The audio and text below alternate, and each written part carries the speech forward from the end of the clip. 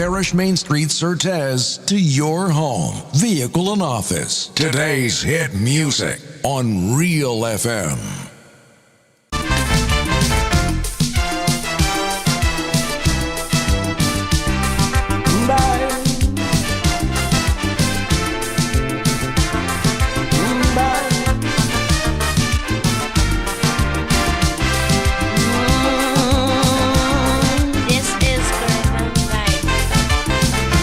Asking me what is wrong with Trinidad. You can't understand why things go on so bad. You find we so rich in human resources, and yet the country going to pieces. Well, let me tell you, my friend, where we went wrong. After Eric Williams' old car breakdown, we called in an AR, we ordered an next car and installed a new driver. With 33 passengers from the party, we gave him a maxi taxi,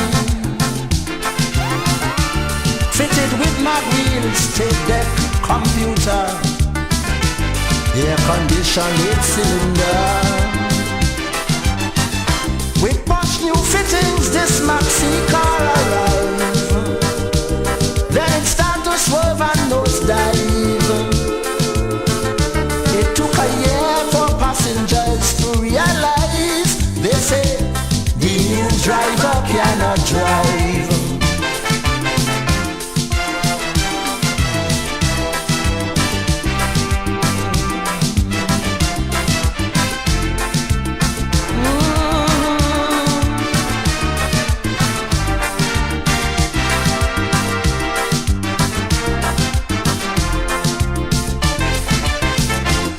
Of the 33 chosen passengers, Ramnath, Pandey, Humphrey and Sudama, they wouldn't let the poor driver drive in peace. They distracting him and wouldn't cease. While he driving, they hitting him some big cloud. So he stopped the maxi and put them out. And to discuss their fate, they went to drink us straight by a club called 88. The driver called his sweet mouth friend Flash Gordon to give him some driving lessons.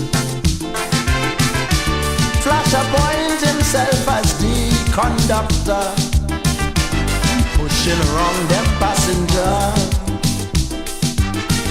Meanwhile, the car running about helter-skelter.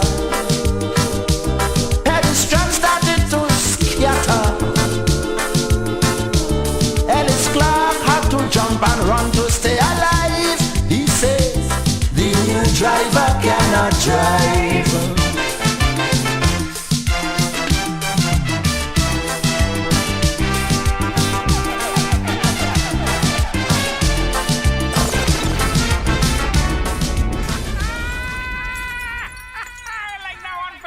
Welcome, folks, to another Independent Talk. My time check for you is 20 minutes past 1 o'clock. Well, first of all, we have to apologize to the listeners. Yes, we have to. Circumstances beyond our control getting here. But we're here. So, Independent Talk for Sunday, the 30th day of April 2023. Because Grenada still remains my constituency and KB and Gates and the listeners, and Real FM is the parliament of the people. And we are the spokespersons of the people, and we continue to be blessed by the Ancient of Days. Last week we had some discussion on the CBI program and the behavior of the Prime Minister and others. And we also gave you the reasons with facts why Mr. Andy Williams and Mr. Lacret should not receive monies from the GDB. And today we'll go into it. And the foundation of the 300,000 Mr. Williams received the program, I will tell you. It was an NNP program, yes, because they keep saying NNP had given the money, King. But at the same time, the same set of people say NNP did nothing. So we'll go to that. Now, and every time on Sunday, we have an opening salvo, and here goes. The Honorable Lennox Andrew, Minister of Economic, no. The Prime Minister, Honorable Deacon Mitchell, had traveled to the UAE, Dubai, ahead of a series of meetings that seek to explore potential opportunities for the development of Grenada's citizen by investment program. The Prime Minister was accompanied by the Deputy Political Leader of the National Democratic Congress and Foreign Minister, Mr. Andal, and CBI Committee member, Mr. Moses. The delegation is scheduled to return here today. The Honorable Lennox Andrew, Minister of Economic and Development and others, would act in the capacity of the Prime Minister for such time. Corruption, ground zero. The great public-private self-serving trip to Dubai. So the Prime Minister and the delegation left here on taxpayers' money to explore the potential of the CBI market. And he himself, Igwe, is listed as an agent. Big joke. That had to be a joke. The name Deacon Mitchell is associated with the CBI as an agent. They go check the CBI website. He and Dennis Cornwall and others. The Prime Minister is ex officio, head of the CBI committee that deals with the CBI program by reason of being the Prime Minister. And he is the Minister of National Security and head of the cabinet. So he is the authority on approving what he considers to be a successful applicant, fit and proper to become a citizen through that program. So if you compare this situation to a football team, the Honorable Deacon Mitchell is the goalkeeper, he's the manager, he's the coach, referee? He's the striker, he's the referee, he's the crowd and still the commentator and still the VAR referee. The question is, who is in position to give oversight to this mix-up Kalalo? Who is guarding the guards? Because as we see, they mash up FIO. Good morning, good afternoon, Starkey. They mash up FIO. So FIO can oversight because FIO is mandated to deal with financial crimes. So FIO is already mashed up and so on. So, KB, the crux of the matter here is, and I endeavor to break it down, because when we come here, we want to give information so a 9-year-old child could understand.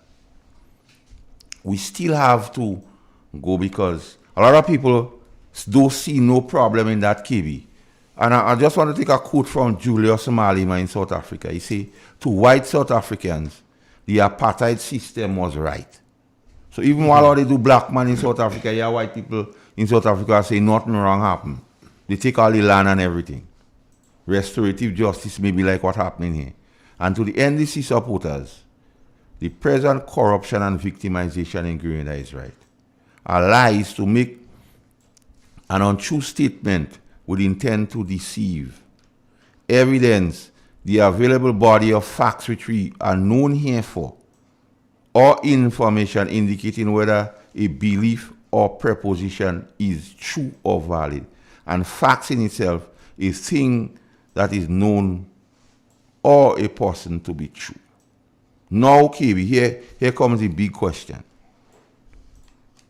The Citizen by Investment Program in the last budget presented by the same Honorable Deacon Mitchell, in large part, should be funded by the CBI program.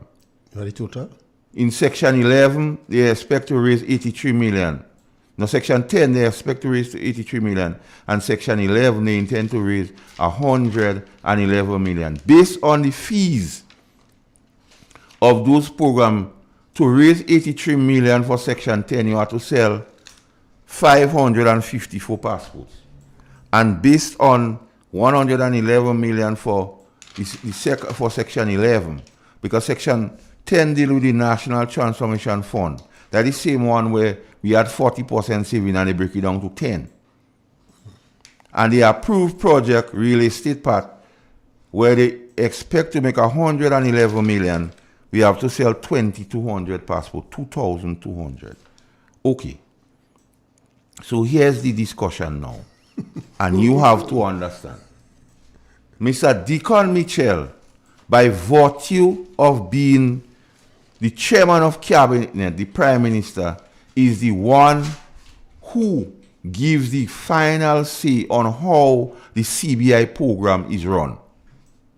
Mr. Deacon Mitchell, being the Minister of National Security, is the one who gives the final approval to any person who wants to receive a passport. And Mr. Deacon Mitchell, when last we read the CBI website, is an agent along with the Minister of Finance and Ms. Bernard KB.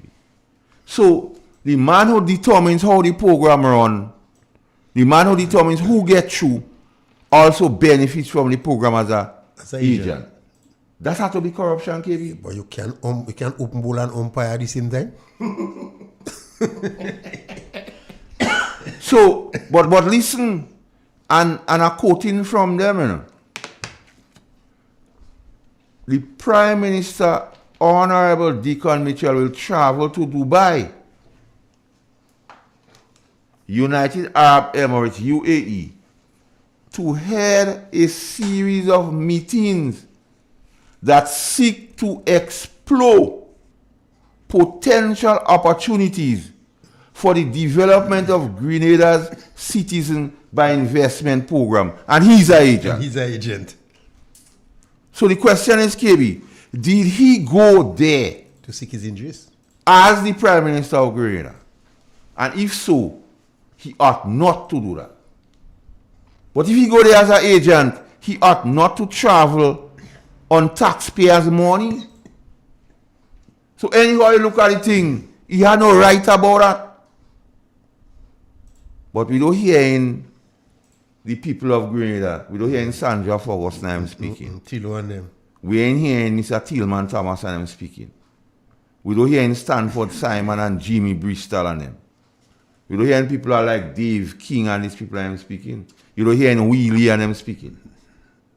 Because how the umpire could be the fast bowler and still the wicketkeeper and still the fielder and still the third umpire? You is the one that determine how the program runs. You still the one who determine who gets through. Because look at that Igwe. I'm interested in the program and I know the man who signs all the passport to determine final approval and sets how it is. Who agents are going to deal with? Him? Yeah, because once he start to deal with me, I know I get you. Yeah. And there the corruption is. Yeah. Because you see, we come here now and we speak. And I have to say something, Igwe.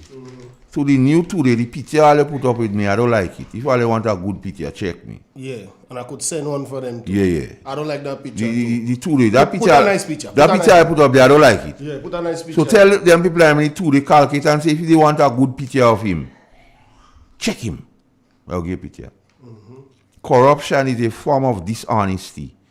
So is something honest going on with the Prime Minister who is an agent, or a criminal offense which is undertaken by a person, it could be the Prime Minister, or an organization, it could be the National Democratic Congress, which is entrusted in a position of authority because the people vote them into government in order to acquire illicit benefits or abuse power for the personal gains. So here are going on. The Prime Minister going to Dubai to explore potential opportunities for the development of the CBI. And he's a beneficiary of the CBI. If that is not corruption, I don't know what is.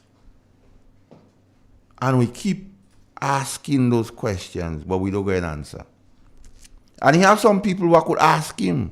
So when we come here now, we call on people like Dr. Bob. We call on people like Carly Straw because he mentioned all you as good people to scrutinize. We call on GBN, the big joke. We calling on these people and ask the gentleman how come he could go to explore potential opportunities for the development of the Grenada's Citizen by Investment Program, and he's an agent. Because he's using the power for personal gains. And that is the definition of corruption, KB. Transparency, accountability, and good governance. So there is no transparency now. Mr. Tillman Thomas, you need to say something. Has transparency gone holiday? Has integrity moved out? Because what I know, KB, anyway justice enter, sympathy flees. Yeah. Sympathy and justice is not no friend. No. And all we ask for is good government. So, Igwe, when you hear those things, it is mind-boggling, Igwe. Because the Prime Minister is chairman of cabinet. He determines how the CBI run. He's the Minister of National Security, so he signs off on every passport. If he says somebody don't get it, they can't get it, okay? No. And he's an agent based on the CBI thing. And people telling me, this is right. Where are the critical thinkers in Grenada? So, when you hear they used to call him this particular name out, baby something, which I won't say, they believe that because only the divine one that is immune to corruption, only the divine one. Yeah. Counterfeit. So, we need to ask some questions, Mr. Prime Minister. Seeing that you is everything, you set the percentage, you determine who get the percentage, and you benefit from the percentage. Tell us, of the 554 passports that should be sold to make the $83 million for the budget for the National Transformation Fund, how much persons would you be an agent for? Or by that, Mr. Cornwall, Mr. Dennis Sylvester Matthew Cornwall, or Miss Andrea St. Bernard, how much persons would you people be agents for? And how much persons have got you will get you already? Because you're boasting there, they're boasting how much money I collect January, February, March. How much people? And how much are those you people were agents for? And how much money are you get paid being agents? Because the people want to know that the people's business. Under Section 11, the approved projects, real estate part, real estate. How much persons of the 2,200 people you expect to make it $111 million? How much get you already? How much passport you signed for these people and them already? And how much were you or your friends agents for? The people need to know. And how much money all you make. Because I go raise the clause here now of nepotism. Nepotism, the practice among those with power which you have, which Dennis Matthew Cornwall Sylvester have, Minister of Finance, which Miss Andrea have. Influence of favoring relatives, friends, and associates. So, corruption, nepotism, everything they can be. And you, Mr. Prime Minister, who guarding the guards, no wonder why all you mash up FIU. No wonder why the Integrity Commission, I don't know what happened to it. Gonna sleep. Because school children say still are people among you who don't disclose their asset. I don't know if it's true. That's what them say. I asking you, is there any truth to it that ministers among you has not given the thing to the Integrity Commission? I don't know, because I'm asking a question. I don't saying you do it, but you could answer the question. So instead of, you could stop and fix the thing, but you're only traveling. Leadership by avoidance. His interest.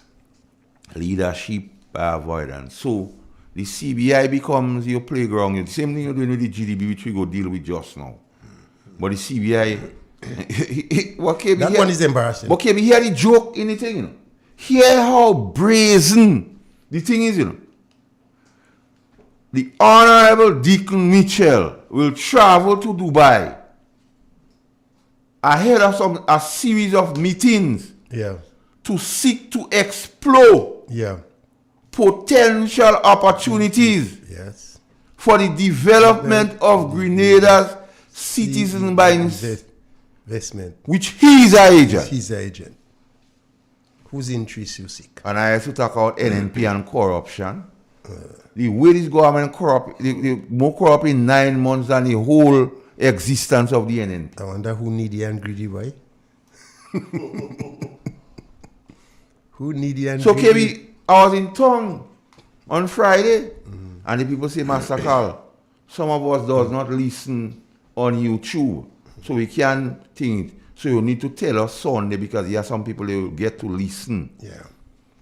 The people in the diaspora need to know what is going on, because they had influence. Some say they threaten people to stop sending Barrett and things if they didn't support his government. I don't know. That's what some say. School children, they singing that song, get you remember going on the other day? And school children saying people in America, they say they wouldn't send things for them. Yeah. I don't know. School children say that. Nobody, yeah. I don't have people in America to say they stop sending for me. But school children say that. But KB, what is interesting, KB? And somebody need, and that is why I'm calling on Dr. Bob and them, and Kalisha, and GBN and these people and them. Yeah. And Miss Sandra Ferguson and them. Because the Prime Minister, being the chairman ex officio of the CBI, and the one who gives final approval, KB, for anybody in the program, if you decide you don't get it, you don't get it. Still is one who benefits because he's listed as an agent based on the website. Well, I don't know. What a shame. Even Jesus Christ wouldn't do that thing. Yeah. Even Jesus Christ himself, No. my father's own son, the savior of men, Like bullface. once wandered on earth equally as the poorest of them. But now he's pleading for sinners like me. Even he wouldn't be the umpire. He wouldn't be the manager, the coach, the fielders, the television replay umpire. Well, I really believe this guy is his name, I just call him in truth. Because only God that is immune to corruption. And KB, these are the issues which we must speak of, Of course. KB. It's our responsibility. So, Mr. Budal, I'll give you your time, and then I'll go back and deal with the GDB. The GDB. Yeah. So the floor is now yours, Mr. Kennedy. Jack Budal.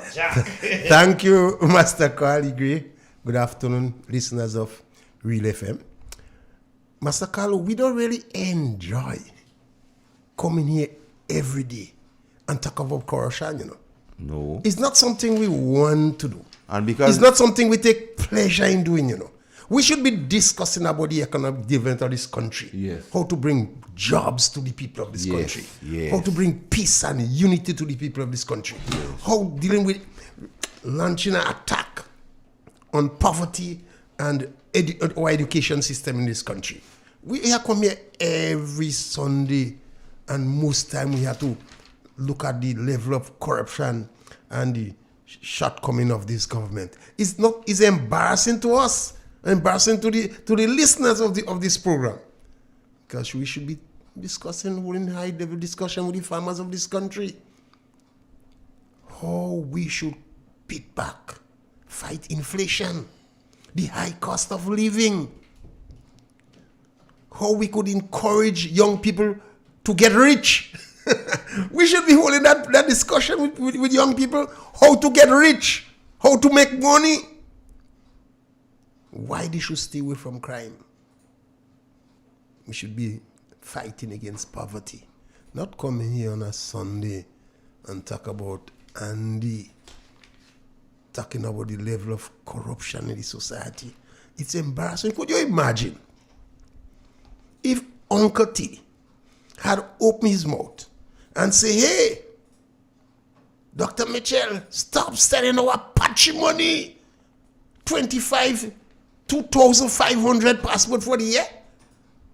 NDC plan to sell over 2,000 passports for the year. And not one person who used to attack the NNP for selling passport raise a finger or raise a red flag and say, what going on? It become okay? It become normal under the NDC. They could sell 20,000 passports. It's okay under the NDC. But if it was NNP that sell 20 or 40 passport, or even 100 passport, I hear Uncle T and they making it and say, hey, Dr. Mitchell, them guys selling our patrimony, selling passport for crooks and criminals, and it's leaks down the line. But it become normal under the NDC. The motto, accountability, transparency, and good governance, that go out of the window. They're discussing that now. Everybody is their own narrow, selfish interest at stake. How can you be the fast bowler on one end and umpire on another end? That's not fair play. I remember one day, as we say, we must study our history well. Angela Bishop came to me and she said, Kay, you don't see what's going on in this revolution? Code is placing all his people in strategic position in the army and strategic position in the party. So very soon, Bishop won't have no say. You go to talk to him. I say, okay, I say, you're sleeping on the same bed with the man. You're in a better position to talk to him. Say, no, okay, we go listen to you. I went and I held a discussion with Morris. He said, yes. He's noticed that too. But he did nothing. And the same people who was placed in strategic position in the army and the party executing. You have, I notice now, they can't do that in the army now, they're doing that economically now.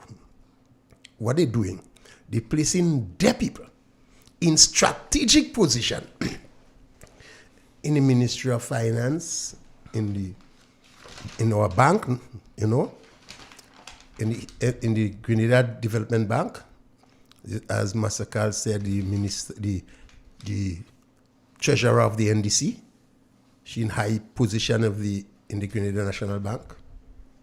GDB. So the one little guys at their people know. That is to facilitate their people. But if it is a poor, ordinary NDC people or NN people, I don't mind, But to facilitate politicians in the NDC, some of them come there with so much debt. Last week, I went and dropped a goat for somebody. And they said, KB, I have to get to Master Carl, I say, for what? I said, KB, I'm one of the security in the chicken farm in Montrose. Yeah, my village, Montrose. And he said, look, over $14,000 they owe me because I employ people to secure that chicken farm. So GDB might have to pay that money. And all how they calling Mr. Telesford, he don't answer any phone. So he want to get to Master Leader Carl. of government business, the people calling you. So he say he not answer any phone. And ask again, look, man. You bail out Andy or GDB bail out Andy. So they say they want to get to me. But the man say he had to get to Master Carl, he had to go and complain to Master Carl because he calling the man and he calling Mr. Telesford and Mr. Telesford don't answer any phone. So hoping that if we call Master Carl, he can use his influence to get Mr. Telesford because... Just 1 minute. Ian Thomas listening, KB. So tell Ian Thomas to tell Mr. Telesford the security wants to talk to him. Crafton from Tivoli, asking... Please, Ian, do that for me, please, Ian. Because what he's saying... Because they advise him to close down this radio station, Ian. The workers at his throat for the money. Man threatening him for the money. So he go to Mr. Parag, and Mr. Parag say, hey, I'll have to take it to Mr. Deacon. Again. Well, more pressure on the GDP. Oh, God, he said, Mr. Parag, the lawyer say, well, he going straight to Mr. Deacon to see if he could get that money for that security. Now, listen. Honorable Deacon Michel should preoccupy himself planning how to develop this country, the way forward, how to protect this nation, not to solve the debt or the created by delinquent politician. No, you had the problem with Ravu. You had the problem with Andy. Now our next problem coming again with another politician, The chicken farm. The chicken farm man in Montrose and again. And that man mash up the whole road going up to the chicken farmer. He don't fix you it see, yet. this problem should not be Honorable Deacon Mitchell headache. He should be governing the country. He should be concentrating on governing this country. But here, they're using Grenada Development Bank to facilitate all these delinquent politicians who fail economically, financially in this country with an embarrassment. How could you use as a politician, use an institution that supposed to provide assistance to the ordinary people of this country and use it for your own narrow, selfish political end? It's so unfair. That is why me and Master Carl, we had to waste so much time pointing out the shortcoming, you understand, and the corruption in high places. You get into politics to solve, not to enrich yourself. That is the reason you get into politics, to solve, not to enrich yourself. You cannot do that. We always want the people of this country, even before the election, be careful. Whose interests the NDC will seek and whose interests the NNP will seek. We always mention that. Be careful when you make your decision. When you go to the polling station, ask yourself, who will seek your interests? Two things, KB. And you raise a salient observation here, KB. So to put it, I'll put it colloquial because I don't bright. I don't. Who sent Deacon Mitchell? That we have to ask. Who sent him? I don't ask you not whose interest is over because what he doing, somebody had to send him to do that thing. I just don't understand. But before we go, I need to big up one of our soldiers, KB, Sheldon Scott, your good friend. Yes, Today's his birthday. Sheldon, happy birthday. And Sheldon, I hear they try something with you. I mean, if you want a bulletproof jersey, you can get one from you. I don't think Stone could penetrate that any bulletproof jersey because they both seen they stone you. But Sheldon, Steve, keep fighting, man. Keep fighting. Me and Master Carl, all of us keep fighting. And we know there will be consequence. We with you. We be behind your back. Tell them go and try that with we me. behind your back, Sheldon. We want to look at this accusation. Know, we finish in 4 o'clock. It's very stinging, you know. How could you be leader of the young people of this country and you're demonstrating this bad behavior in high places? You're leader of this country. You cannot live the life you want to live. You have to live the life the people expect you to live. You can't behave how you want. You have to behave how the people expect you to behave. You understand? You just cannot use government facilities to enrich and to protect your members of parliament. Because what's going to happen? Other people supposed to use you as role model, the young people of this country. If we continue to betray their trust, what will happen to them? They lose respect for authority, lose respect for police. They will turn against the system. They will feel the system is unfair to them. But we in charge. We have to demonstrate responsibility. But if we're using government facilities, now tell me something. One minister owe about $2 million in tax, government tax, and you're still getting loan for that minister. Come on. How this thing could happen?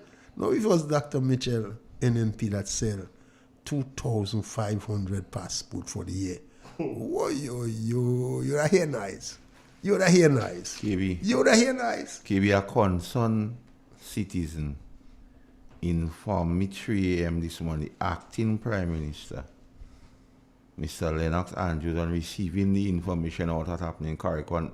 And here we must, we're not happy, we're not glad what's happening in Carrick. We have to state that categorically. And we await the investigation. We don't want to preempt anything. He said the acting Prime Minister, based on what happened in Carrick, went up to Carrick by himself, not even one security. I don't believe that. How the acting Prime Minister could be so callous, KB, if that is true? Well, they have no class. Here, KB, now, I need to touch the other issue and set the foundation with the whole fiasco with GDB and Andy Williams. And first of all, anytime you're speaking about GDB, on one hand, you must recognize the Grenada Agriculture and Industrial Development Corporation. You have to know about those regulations. Yeah. You have to know the Grenada Agricultural Bank, Grenada Bank Loan Regulation, and you must know the Grenada Development Loan Approval Resolution. So you must know about those things. But here it is. Now, I mentioned earlier, KB, in my discourse, that a lie, KB, is to make an untrue statement with intent to deceive. Yeah. The National Democratic Congress, whilst campaigning, said NNP did nothing. But in recent days, you heard Mr. Forrester making some erroneous statements, and we have to get to that. How Andy Williams, honorably Andy Williams, received loan and was approved under the NNP. Under the NNP. On page 14, because when I come here, I don't come here just to run my mouth. On page 14 of the last budget presented by the New National Party, the Minister of Finance, the Chancellor of the Exchequer, as he then was, Mr. Gregory Bowen, on page 14, part 7.2.2, business development for small, micro, and medium-sized enterprise. And I will read, because I don't want to make it my words or about me. It's not about me. Mr. Speaker, collaboration is integral to the success of many things. In the case of sustainable development, it is critical that the key stakeholders work together towards common goals that benefits all, not some, like Jonathan and Andy, and the chicken man just now. Government reiterates its commitment to enabling the growth of a vibrant private sector that can generate sustainable jobs, because the NNP recognizes that government can do all the jobs alone. So a vibrant public sector and bolster our economic recovery and reliance. Given the significant impact of the pandemic, and a lot of them forgetting, because all of them were talking about they lose money for the Western Main Road project. Are you forgetting the pandemic? The same time when I was telling people go and play mass and to kill and so on. The culture man making placard and give people, they forgetting that. On the business community, especially our micro, small, and medium-sized enterprise, government, like a true partner, the NNP, has stepped into to provide significant financial support to help business stay afloat. With the provision of economic stimulus package in 2020 and 2021. To the tune. Our facility consists of two components. One, which deals with recapitalizing and restructuring the Small Business Development Fund, which provides highly concessional loan funding up to 40,000 for micro business at an interest rate of 1%. With a repayment period of up to 10 years. Component 2 deal with providing highly concessional loan financing up to 300,000. Don't forget that 300,000, Igwe. Remind me of that 300,000 because we have to talk about it. Micro and medium-sized enterprise at an interest rate of 1% with a 3-year grace period and a repayment over 12 years. The NNP created that facility. The same set of people, they say what they do nothing. But look at the records are there to show. This ongoing commitment further demonstrates with the extension of a loan support program for micro, small, medium enterprise. So people might just hear talk about MSME. Stick up in the English. Put a note on that, KB, right at it. MSME. Micro, small, and medium-sized enterprise into 20. Mr. Speaker, government has budgeted an additional 10 million for these initiatives. So that government money, KB, it is only housed in the GDP. They're not GDP money, basically. They're government money. So with that, I will tell you why it's wrong for Andy and them to get it. Yes, exactly. Because they're talking all kind of nonsense. We cutting all this spin here. Yeah, man. I'm taking my time. And here the MSME, where you could get up to 300,000, 1% interest up to 3 years grace period. Not me to write that. I do that good. I do that bright, KB. Yeah, man. Mr. Speaker. In addition, the financing support under the Small Business Development Fund and the COVID-19 Support Fund, further access to credit is provided through the GDB regular lending programs. This has been significant. This has been significant growth in 2021, and for the year so far, the Grenada Development Bank has provided loans in excess of $20 million. Mr. Speaker, what did last year? Grenada not only facilitates the financing, government not only facilitates the financing of entrepreneurial development through the Grenada Investment Development Corporation, GDIC. It also seeks to foster the spirit of entrepreneurship. Service is provided in a number of access, including business plan development, business diagnosis, entrepreneurial business skills, business name registration, company incorporation, and on page 15 IGWE, record keeping, proposal development, and project management implementation IGWE. So we need to go to the constitution now, because all who say now, oh, he get loan from there, and he could get loan from there. I will show them what the constitution say that is wrong. IGWE. Section 26. E. Section 26, 1E. IGWE, because we had the document. They could go and search it what they say. Subject to such exception and limitation as may be prescribed by Parliament, has any such interest in any such government contract may be prescribed. No person in the legislature is qualified to apply for Repeat, please. Section 26, No person. 1E.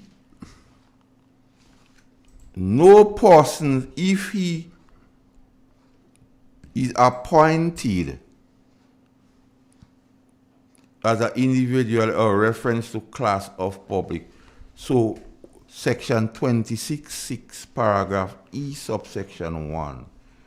Government contracts means any contract made with the government of Grenada or with a department of the government of Grenada or with an office of the government of Grenada. So Mr. Andy Williams is what is? He's an MP. He's an MP. Now the MSME is a government program. Yeah. He get it before he was an MP. So that he can get it before he was an MP. September 2022, the National Democratic Congress was in power. Okay. Not NNP. He got the MSME loan, because I want to give them the date, because they keep on the 20th of December 2022, the National Democratic Congress was in power, and the board, what was not gazetted, was headed by Ms. Sen Bernard. They are not NNP. So tell Terry for me, they are not NNP. One of the conditions of the MSME loan states if you owe in government any money, you not qualify. That's a hard one. Mr. Andy Williams is owing the government of Grenada, was owing the government of Grenada at the time, How much? $2.2 million. 2.2 million. That's So one being a MP, he's not qualified. win it. Two, he's an MP, you don't qualify. Two, if you owe in, you don't qualify. So on two grounds, for the $300,000 he received from the 20th of December 2022, we provide some piece of land in Mount Parnassus, two in St. David's, and the parents thing in Grand, and he was not qualified to get that money. So I want them to come and challenge me and show me how Mr. Williams was qualified. So we deal with the one under the MSME, the micro, small, medium-sized enterprises. So MSME.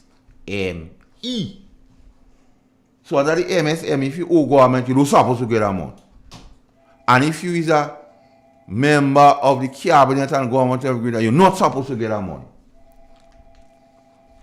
So now we move on to 2.2 million. we move on to the GDP.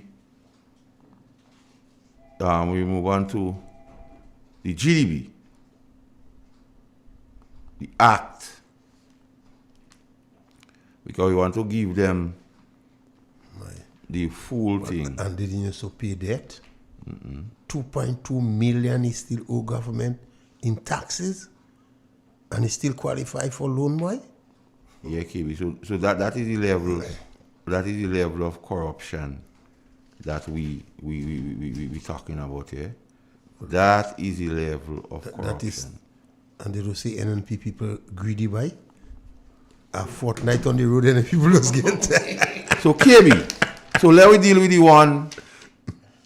Well, GDB was never mandated to pay off people debt and so on. No.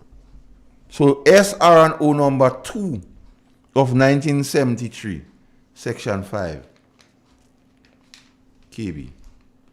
Make your case, man. SR&O number 2 says. SR&O number 2. Yeah, call Igwe? I don't have the phone lock. Okay. Because I find a heavy phone ring. So KB, so we deal with the MSME part. Yeah. So I need to get into. Let me take a small break here and let me gather myself and get into the other part of the loan because I want people to understand why we saying what we're saying. Yeah.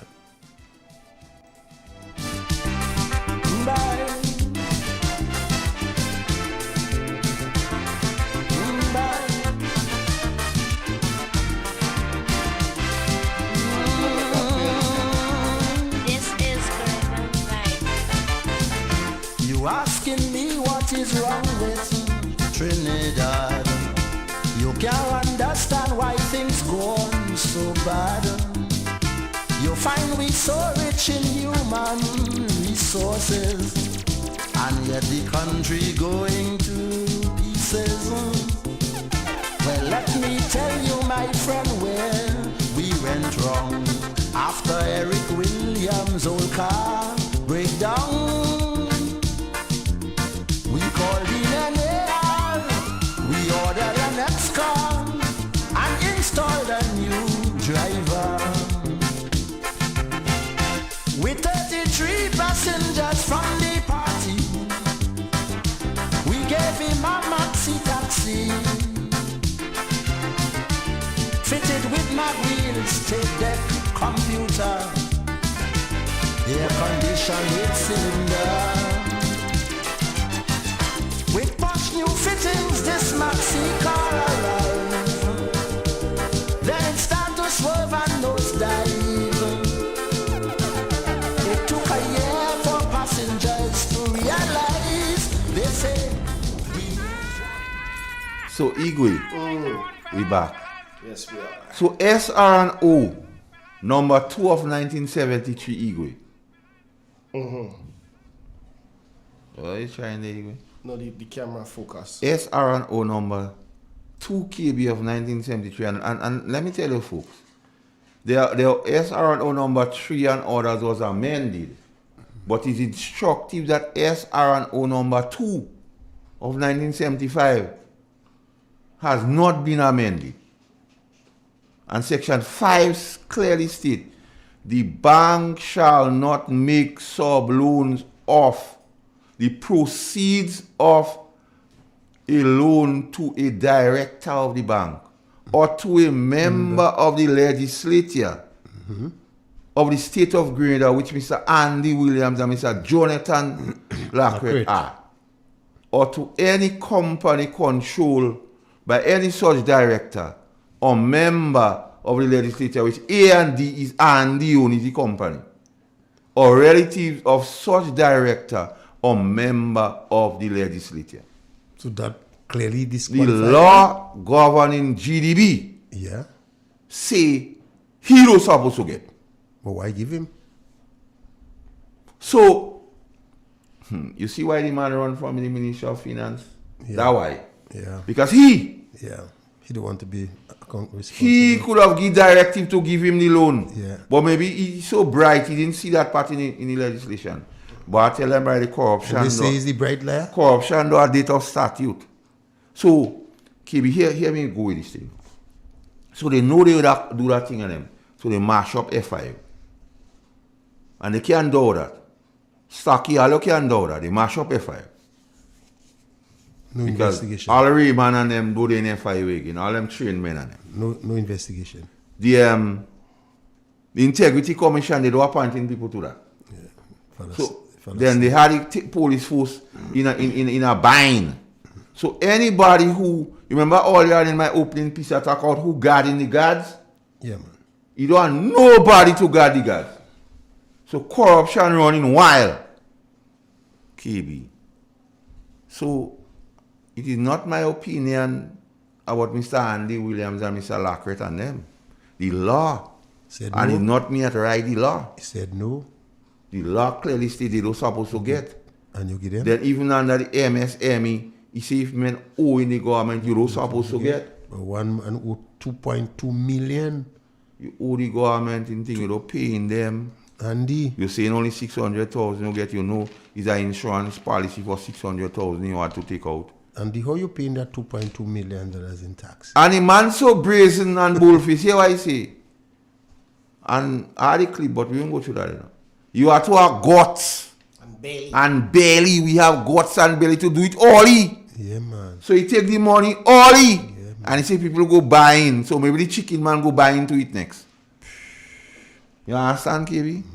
So tell the chicken man for me. The security man want to talk to him. Yeah, man. Chicken man, Crafton and Tivoli, man. The security want to kill him for the money, Mr. Telesford. So Igwe. Answer your phone, man, and for your son, Honorable Telesford. We answering phone, you know, Igwe, so he could take calls. You could call Mr. Telesford. Call Crafton and Tivoli want him money. The security want to hold him man in the throat. So KB, the man say he had to get to me. He must say he had to get to Master Carls because he passed and plead his case to Parag. Parag say, well, look, he have to go straight to Deacon Mitchell, Honorable Deacon Mitchell, to see if they could do something about it, because you know Deacon that will fix everything. He that fix the raffle. You know, so anytime the children do something wrong, the father have to rescue them. Yeah, Igwe, so when call comes in, we go start taking calls. Right, I think we have the first one. Yes. Number to call 44201 75. Hello. Hello. Good afternoon. Good afternoon. Good afternoon, Master Carl. Yay! Good afternoon, Igwe. Good Afternoon. afternoon, KB. Good afternoon. Andre Donna, good afternoon to you, my dear. Master Carl, on a serious note, with all that has been happening in Grenada for the past 10 months, it is not only shameful, Master Carl, it is unethical. And you know what bothers me? The level of hypocrisy among some people. Listen to what I say. Some people. The level of hypocrisy among them, it itches the nostril. I say that to say, some year ago, I don't want to give a different year, some year ago, the Right Honorable Dr. Kit Mitchell was accused of collecting money in a briefcase. We have persons who claim they had the video, they had the tape, they had the cassette. Well, I don't know if he didn't have camera in the room, because we weren't hearing anything about camera then. None of them could have produced a shred of evidence. Mr. So-and-so say he had the tape. Mr. So-and-so say he had the cassette. Mr. So-and-so went to get the video. And so, none of them could have produced, up to this day, none of them could produce any evidence to show where Dr. Mitchell collected money in the amount of money they say in the briefcase. But you know what? There are Grenadians. And I'm not talking about the ordinary man on the street in the massacre. We know at what level in society these people are. These people were calling for the resignation of Dr. Kit Mitchell. Every day you're hearing it, morning, noon, and night. Dr. Kit Mitchell must resign. We're calling for the resignation of Dr. Kit Mitchell. No, you have it, Master Carl. The laws have been violated. It is in black and white. SRO and 2. Everybody mouth shut. No one calling for the resignation. Nobody calling for the resignation of Andy. Deacon Mitchell. And Deacon Mitchell is aware of what is going on. That's why I say the level of hypocrisy, it itches the nostrils. But if I have to be the lone voice in the wilderness crying out. I will do that every day as long as God instills the breath of life in me. I would call for the resignation of Prime Minister Deacon Mitchell. There is an old saying, the upholder is worse than the thief. You can't tell me that you are Minister of Finance, you Prime Minister, know what is going on. You don't have an idea as to what is taking place. Come on. It happened under his watch. Under your watch, right under your nose. That's why I said the level of hypocrisy, it is the nostril. And that's why I say if I have to be the lone voice, I would do it. Call for the resignation of Honorable Prime Minister Deacon Mitchell. I will do it, I will do it, I will do it as long as I have the breath of life instilled in me. I will do it. Dr. Prime Minister Mitchell must resign. Okay. The people entrusted you, they gave you the mandate. They gave you the mandate to rule the country, to lead the country, to take care of the country, not in this manner. And if that's how you're doing it, well, you got to vacate. You got to vacate. You got to move out. And I will do that every day as long as I have the breath of life in me. Talk, madam, talk. Watch. Igwe, school children just say Mr. Andy Williams was on the Bob report, you know. And he's still not coming clean with the Grenadian people. They say, well, I don't know. I could only report what they say. He say he didn't give George Wam no permission to print his $600,000 loan story. But they don't do in George Wam nothing. How much weeks now George Wam print that? Andy, you like in quicksand, stop wiggling yourself. You know what I like? Is when Forrester asked, I want to accuse Dr. NNP of facilitating the loan, you know, for Andy during the time. And Dr. Mitchell hit back and say, hey, it doesn't matter who, wrong is wrong. You understand? Whether it was done under the NNP or it's done under the NDC, it is wrong. I really like how Dr. Mitchell fired back there. You don't condone it. But Mr. Holland, Mr. Terry Forrest started to realize the amount of money Andy get, that cabinet must give oath to that, and Dr. Kit Mitchell was the chairman of cabinet then. So you go know. He must know, yeah. Let me take the next call, Igwe. Hello. Hello. Hello. Hi. Good evening, gentlemen. Good evening to your listening public. Gentlemen, I hear you all fly there about the loan and every other little thing with Mr. Lacrette and Mr. Andy, ministers in government and so forth. But these are just small fish with small loans. I just want to mention something on the CBI program. You know, I have never in my life been around politics in this country heard that a minister of government or a prime minister is involved in CBI program. But you have now a company allegedly said they have an interest in CBI program. The company boss has an interest in CBI program.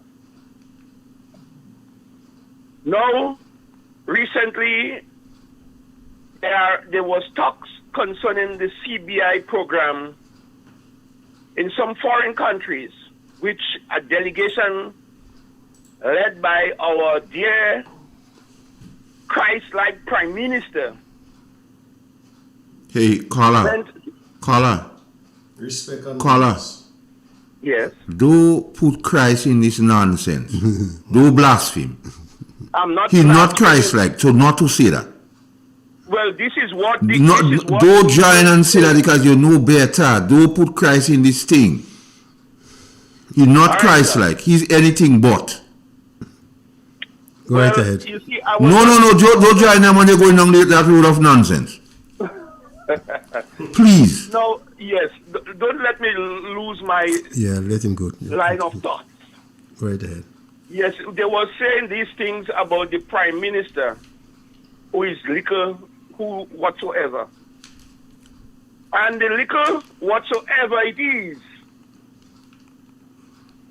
has been involved in a lot of CBI programs. And now you become prime minister of the country. You're still an agent. And your company You're still an agent. has interest, large interest in CBI program. And besides that, you have the treasurer of your political organization also has interest in CBI. Now, gentlemen, if there is corruption from the head, the tail doesn't walk the head. The dog walks the tail, and all the tail shall follow where the dog walks. Please be mindful that what we are experiencing today is no short of first-hand corruption in high places. Now, we are small people, and we could only talk for a period of time. But it's hurtful to the small man who wants a little $40 and $30 and $20,000 loan to develop a small business. It is painful for them, and they cannot get it because 2 or 3 of the hierarchy Get millions. or the big boys Get millions. getting millions. So when you have a $12 million program to help small investment to help small people invest, and you take over 3 million from it, how much small people that the rest could help? So correct. Come on, Grenadians, come on. So It is unfair. painful, it is hurting, So it is unfair. sickening.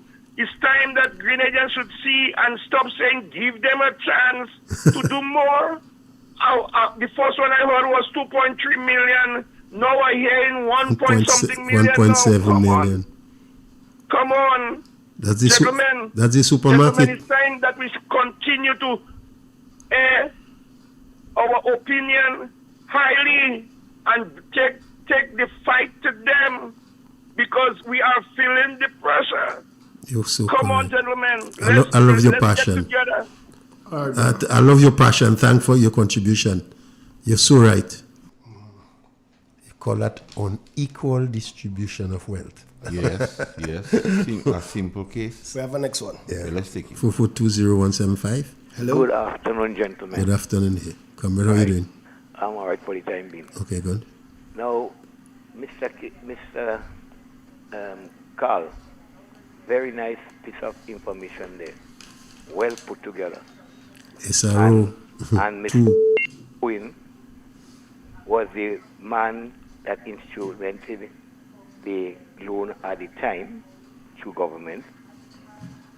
And Mr. Bowen is still around.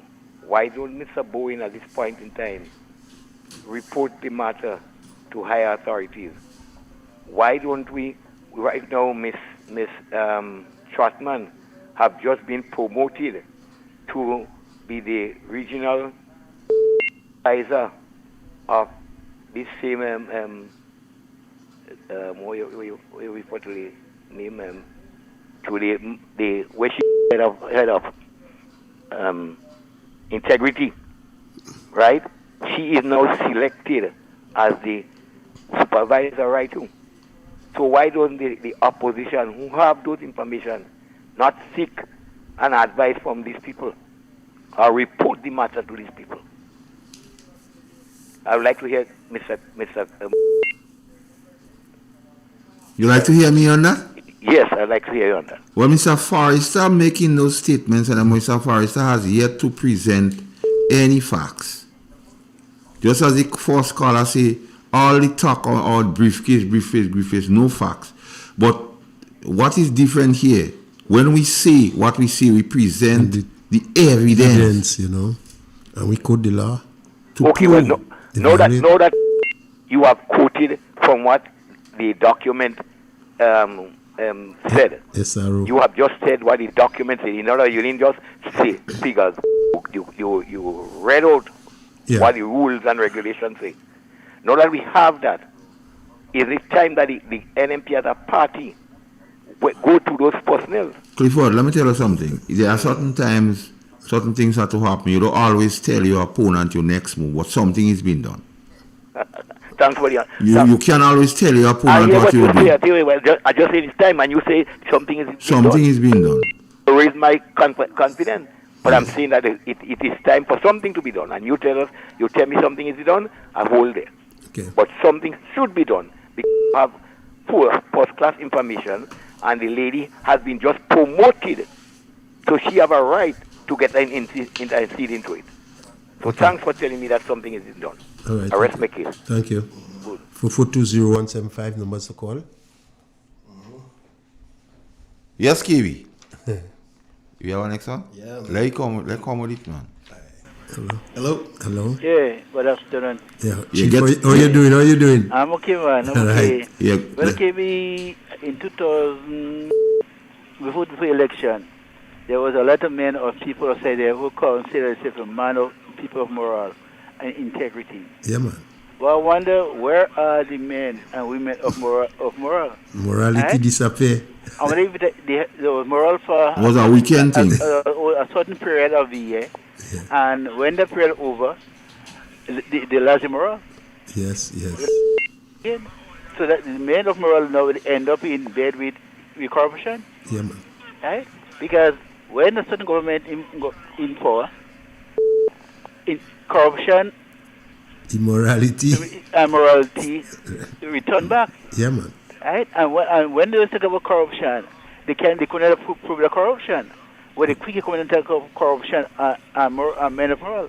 So I wonder if there were men who were only pretending to be men of integrity and men of moral.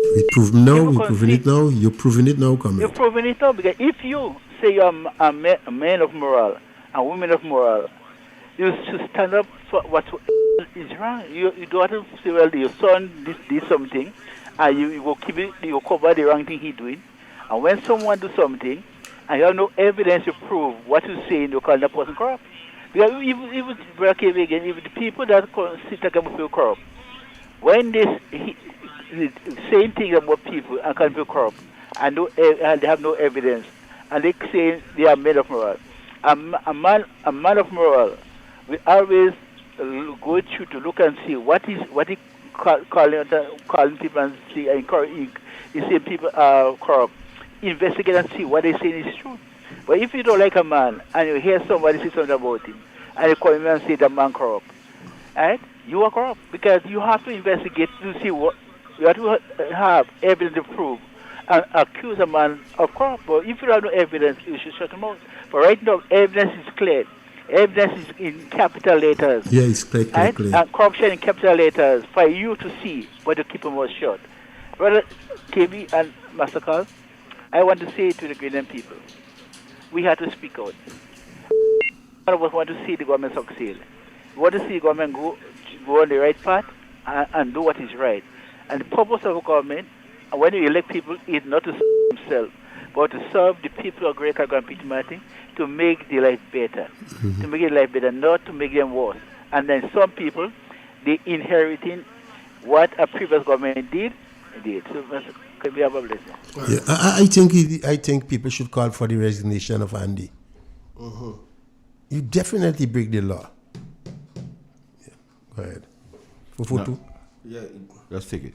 0175. Hello. Hello. Well, how fellas, how y'all doing today? Not bad at all. How you doing? Great. And I have to say a special hello to Clifford Bridgman, and to know that he's my friend already. Okay. Yeah, I don't care who wrecks. Because Bridgman is a great guy. I always sing his praise. He's what you call a true patriot. not because you see people wearing colors and Independence Day and all kind of things. That's not no patriotism. Bridgman is a true patriot because he always gives good advice to all governments, but sadly doesn't listen to him. So Clifford, special handed to you from Anne-Marie. And I agreed with Clifford. No, because when I listen to what you all talk, you all read out, and I'm not particularly happy how answered him, because I ain't too sure about it neither. If you all have the evidence and you read out this thing, why aren't you all taking this thing up? Because as a matter of fact, I was shocked that according to what evidence the rules that govern the institution, the legislators not supposed to get any loans. And if it is as so, as you all read it out, which I'm not saying it's not so, because I haven't seen the document, I'm not saying that you're lying, and you all have that evidence, I agree with Clifford Bridgman. I find that you all should bring it. You all should have been taking this thing up already, and not the type of answer you all give him. As a matter of fact, he's also correct when he said that, because he's a man of the goodly lady, he said supervisor, but I think she's a commissioner or something. Anyway, some bigger position in the whole Caribbean or whatever it is. And she's a but she's married to a Grenadian. So let's just say she have Grenadian connection. And this is a thing that should have been taken up a very, very long time. Why aren't all y'all taking it up? And also look at this thing with the $290,000. My goodness, this thing has not been proven. And you all just leave it like that. Don't you all understand that this is taxpayers' money, my money that you all... And I need to know what's happening with it. If somebody thief or is it an allegation? Because you're actually accusing somebody of thieving, and all the opposition just sit down and just put up an apology and have some triggering it off. You need to take this up and ask for the cabinet conclusion, which in my opinion is not there. And so you all slack. You all making it look as though you all are dishonest, because it is implying that a whole cabinet take money and divert money from the consolidated fund, which is a taxpayers' money, and give an next party. All your slack, all you're not doing all your work. And also I want to talk about, in terms of this CBI program, what are the cases, right? I understand the rationale and what you all say about if, according to what you all say, the gentleman not supposed to be signing and so on and whatnot. But I just ask it, what are the rules governing the CBI program? Is it, because you see, to accuse somebody of corruption where they're doing some wrong thing, right? I have to see some kind of document saying that, look, the leader of a country, the prime minister or whatever, must not sign the document, etc. I need to know the details of how the program must be run, what are the criteria, how things are settled, what should be done, what should not be done, what is legal from what is illegal, and until Okay, Miss Anne-Marie, listen this. You big and you have sense. The Prime Minister... Listen. You must listen. Martin Luther King, you know about him. He reminds us that the arc of the moral universe is long, but it bends towards justice. Change takes long, but it does happen.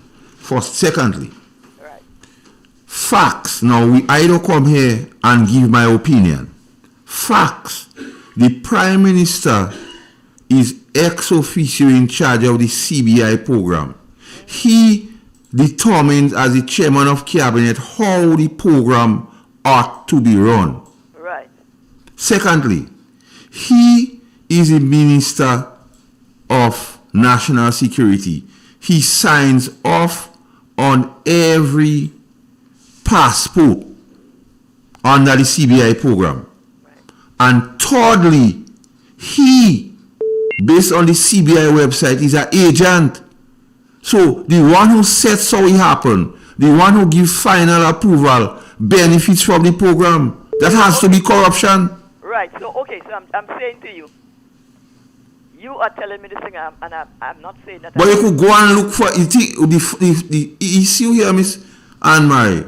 All what I'm saying could be found. Right. So you hold on.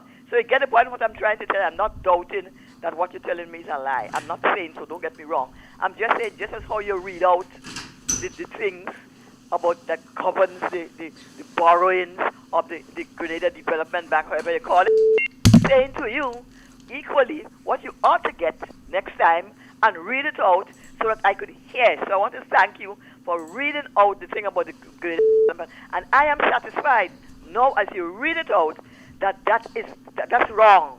That is wrong, and that is corruption. But in terms of the CBI thing, when you get all the necessary documentation and you read it out, you'll convince me. But I'm not saying that you're wrong. So that's the next step. All right? So have a great day. Okay, thank you. Bye-bye. Thank you for Watch. You see, I must say that here. Now, when the Prime Minister made the pronouncement about CJs and faith organization, they accused the then Minister of Education, Ms. Pierre, who had in engaging the organization to offer services to government, Mr. Deacon Mitchell. So when she engaged them, two things was corruption. That's what they see. They see red flag, so they don't pay faith organization people money. But now the Prime Minister is the chairman of cabinet. He sets the percentage. He signs the passport, and he's an agent. They don't accept that as corruption. Of course it's corruption. You understand? It's conflict of interest anyway. 4420175, number 6. Hello? Hello? So you see, you call back. you just have to listen, KB. Yeah. Because when he made that pronouncement and they sit down and they go, woo, about the 6 million for these people and them. They accuse the then government of corruption with faith organization giving poor people children a work. Yeah. But now where agents stand to make millions is corruption. They could go and read it. It is a fact that he is the chairman of cabinet, ex officio of the CBI gate. It is a fact that he gives final approval to every passport under the CBI. And it is a fact that he is an agent based on the website. I don't have to. 4420175, number 4. Hello? Hi, good afternoon. How are you doing? Hey, just quiet. Go right ahead. Go right ahead. It's something really bothering me, with the morals of Grenada, what we stand for. When some people in power and some people in opposition, you hear the opposition crying down and calling for moral standards and ethical standards and all kind of things. When they now achieve power, the things you see they're doing, and what hurts the most is to see their supporters hold on to this thing. Like if, evil, what they call evil before has now become good, now become righteousness.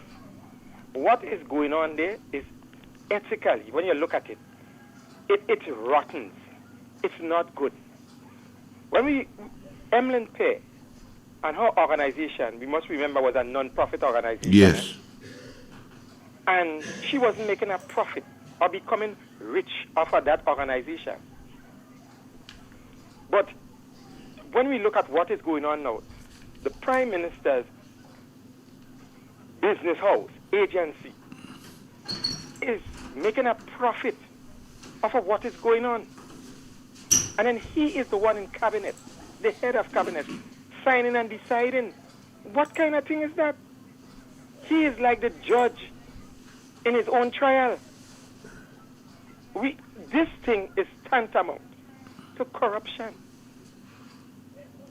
I don't see how men like Tillman Thomas and others could sit back and grace this thing in this country, because these are the men who taught or who push forward this kind of conscience of purity and conscience of integrity.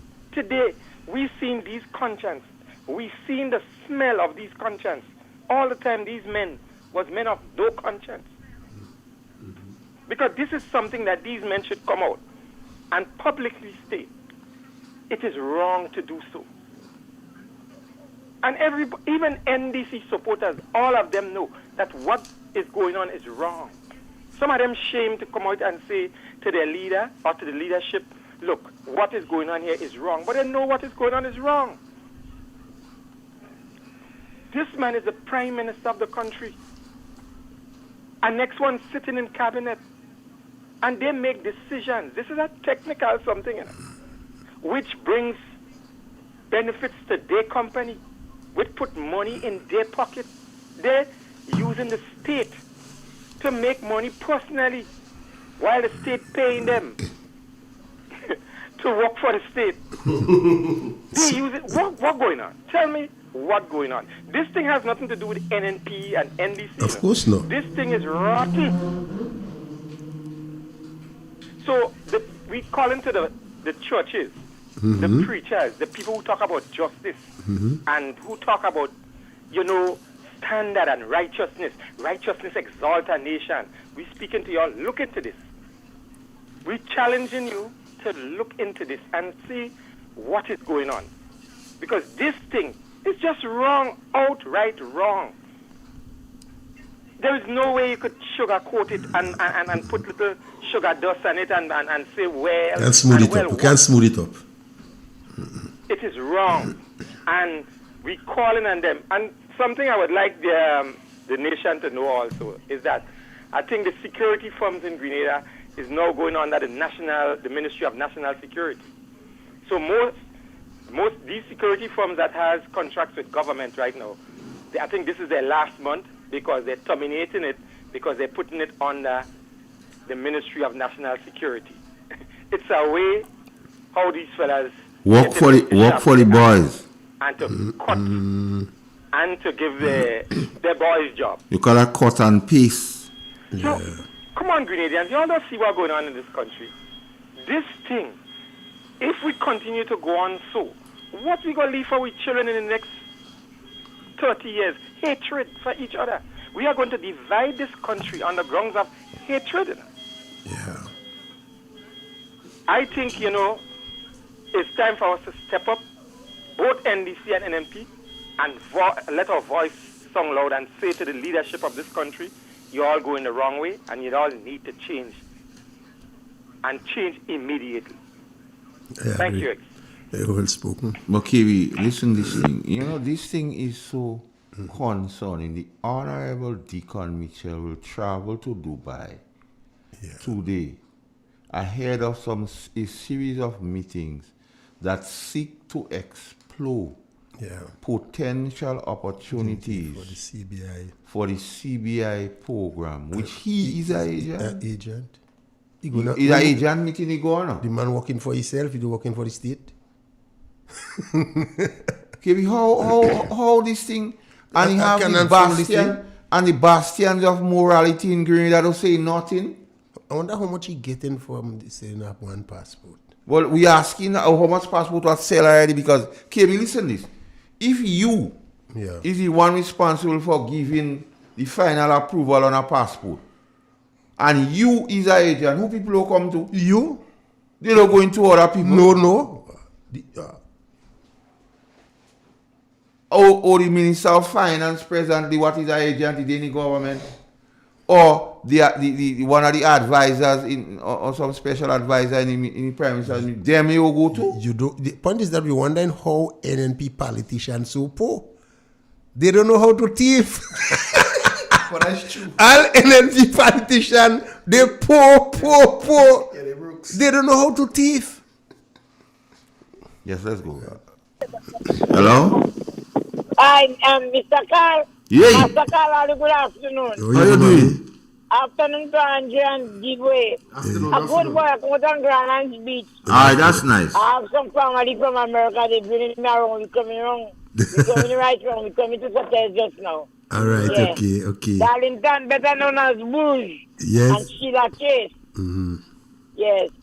So I can't get nothing and they hope to watch on TV. Alright. But we're glad to hear your voice, man. Yeah. Well, yes, I will make all you know there. Stand for time and preaching down there. They're preaching. Tell him talk. You should have tell him talk to Andy. No, tell them I don't go in there. Tell them drop me in the sea and they go in there and listen. You don't go and buy him? Yeah. Yes. Okay, have a good evening, Grenada. All right, take care. Thanks for calling. Yes, bye-bye. Bye-bye. Calm. Yeah, man. Yes, man. Yes, you don't put now the picture from Dubai. Oh, you want me to show it up? He in Dubai? No, well, I have a nice picture here with you. Somebody send Gates a picture from Dubai. What's wrong with this man, boy? You still see him? You will see who there in the picture. Fresh. That looking like some new guitars here on Go and look up. And the point is that there's a lot of passport he plan to sell. 2,500 passport for the No, year. in all 2,754 passports. 2,754. To make the money, say, because we get that by 111 million and the 83 million. That's the amount of passport you have to sell to make that money, to finance the budget. So if we don't sell that amount of passport, the budget would not be financed. And if we sell that amount, we want to know how much money he's making out of that. Minister of Finance still is an agent for passport selling too? Yes. Then in Sylvester Matthew Cornwall. And I want him already intoxication. Does lead to hallucination. So you're going on the website and you're seeing that? Yeah. Where do you think you get the info from? Well, why do you hide that? They can't hide They it. can't hide that. Because well, they're making this thing, we have to make it normal. Because a caller before made a very interesting observation, you know. When they talk about briefcase and Dr. Kit Mitchell, they yet to provide evidence. When they talk about the 290,000 with the Polish gentleman, they yet to provide the cabinet conclusion. But we providing evidence. But what we saying, we providing evidence. And they're not responding. They can't, and they say Mr. Andy Williams was just on the Bob report, you know. And Mr. Bob still don't get to dig into the thing, you know. Well, maybe Bob don't know he owe government 2.2 million in tax. I don't know. Or maybe Bob don't want to find out. Somebody say he said he don't want to talk about that. What he want to speak about is Wall Street and Monroe's, etc. He say people say he didn't give Stanford. You know, I didn't give him. Sorry, Mr. Stanford. He say he didn't give George Webb no authority to speak out the 600,000.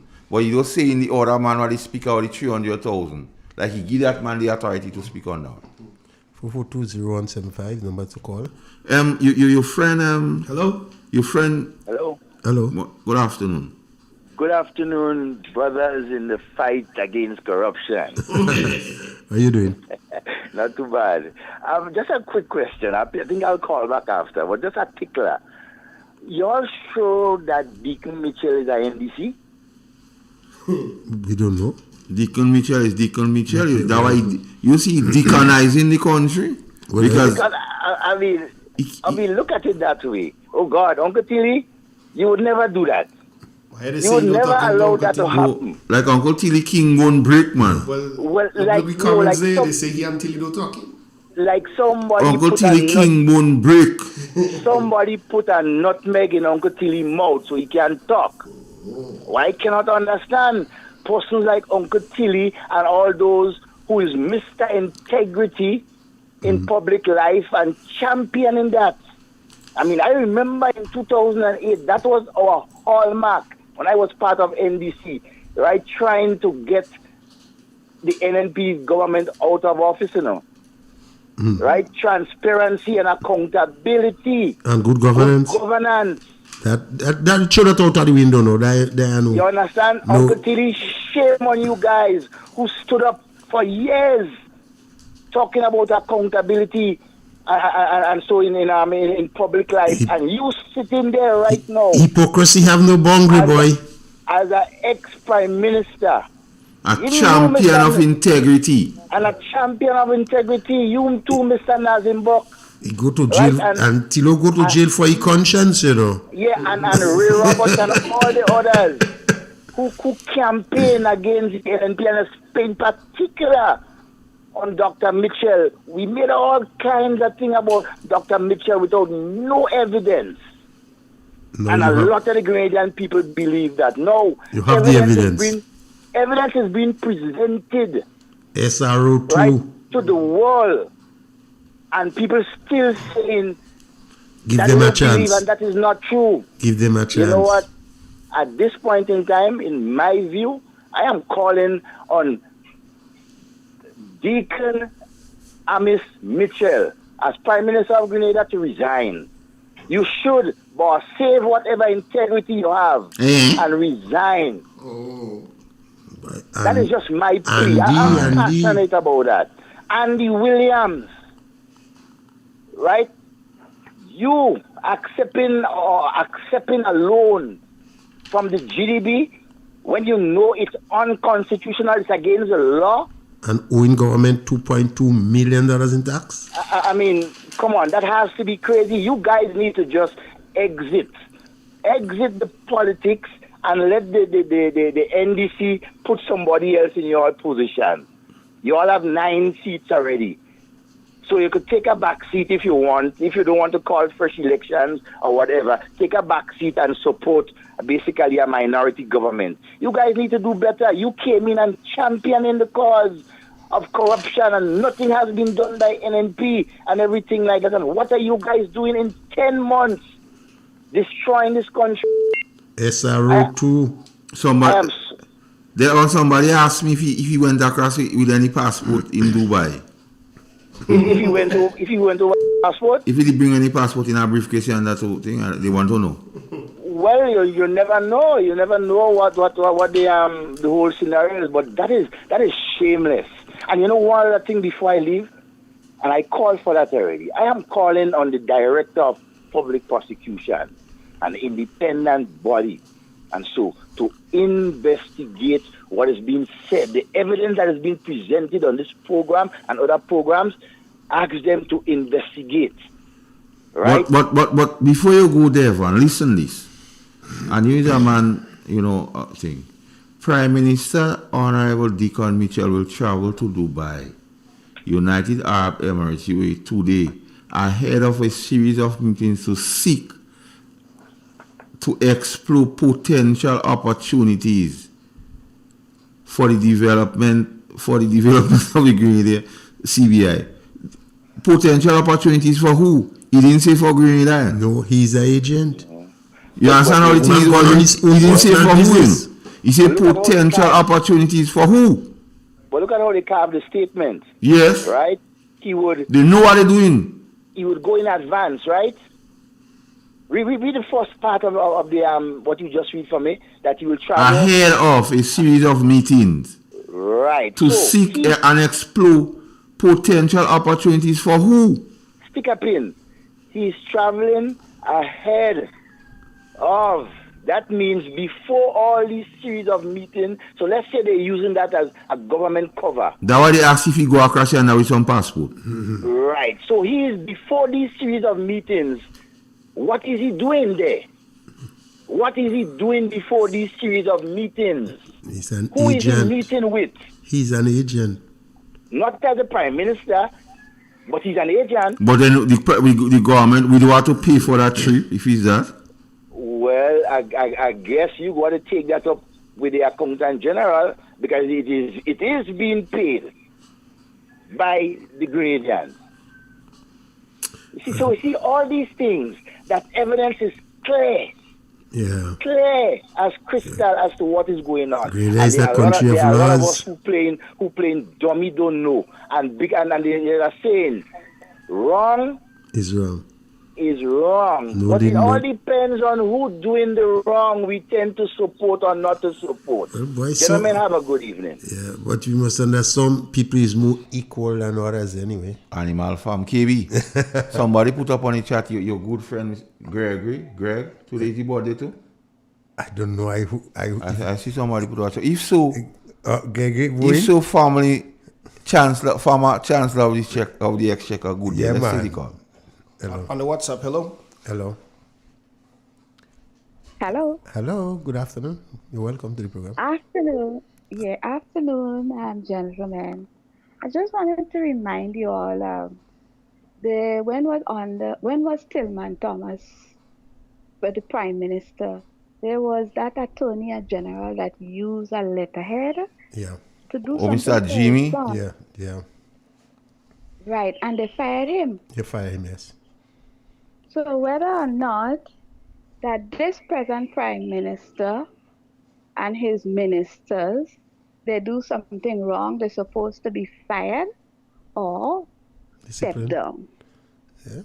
It's only simple, and I want Deacon Mr. Mitchell to know Honorable that, Deacon.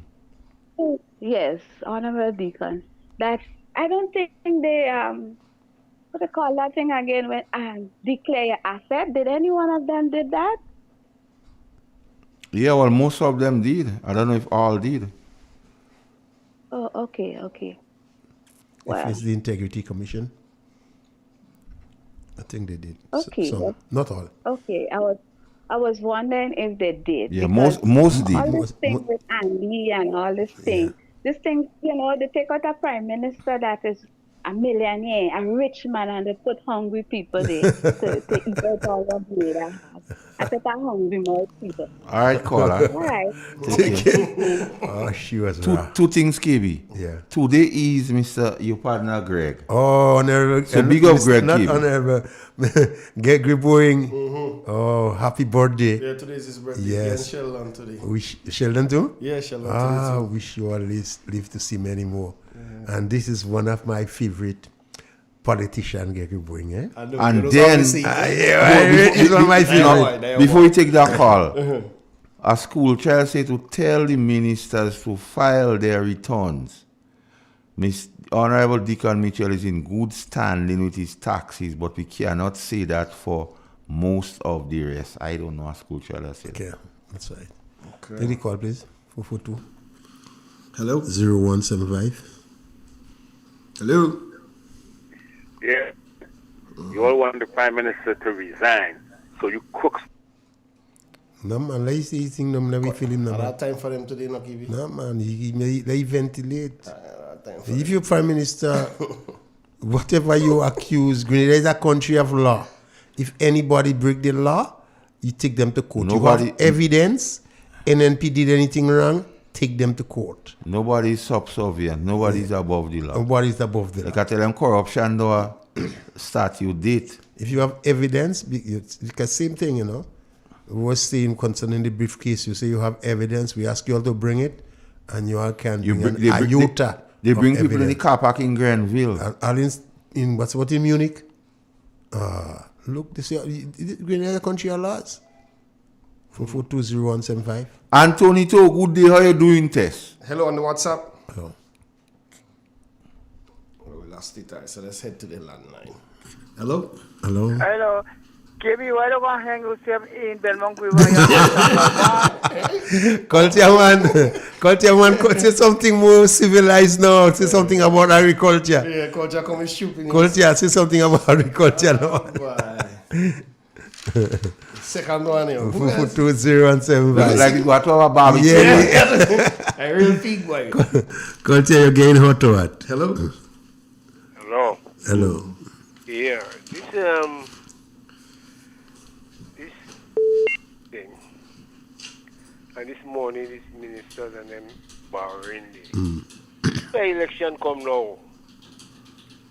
And they lose the election. And they can't pay back this money. What happening? Well, they have property. And if the property don't off, I don't know what we will have to put happen. them in jail.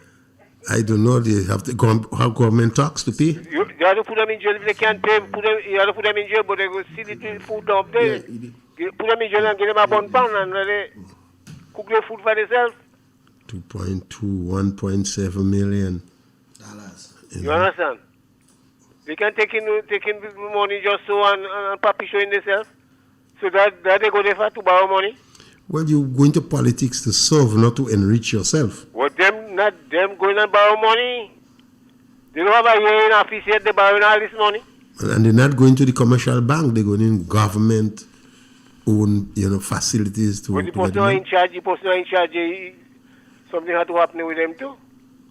And the law say, based on the law, say that the SRO once you are a member of parliament, you know, a government minister, or even in the part of the institution, you don't qualify to get the loan. And why they That give is the- clear. That is, as Master Carl read it out, you know. Well, the person in charge are to be responsible for that. But they put their people in charge. Yeah, well, jail have to take them. You have to jail these kind of people and them, man. We cannot afford this kind of thing, man. Anyhow, Alright. thanks for the call. 4420175. Before you go, you have a clip on Igwe play for me. Let me give you one time. Truth is, again, Grenada Development Bank, in my view, should be a bank that is focusing on the development of Grenada by encouraging the productive and business sectors. That's where the focus should be. If that happens, if you give our entrepreneurs loans, if you give our business people loans to help them grow their business, to help them weather the consequences of COVID-19, they will provide more employment. So to me, GDB should be focusing on helping to grow and expand the private sector by providing necessary financial support that is required to encourage growth, to encourage businesses, to encourage entrepreneurship, to encourage our creative arts, right? And if you do that, then the private sector will grow and more persons will have sustainable employment. And there would be no need, in my view, to engage in these kinds of gimmicks. Because let's put it this way.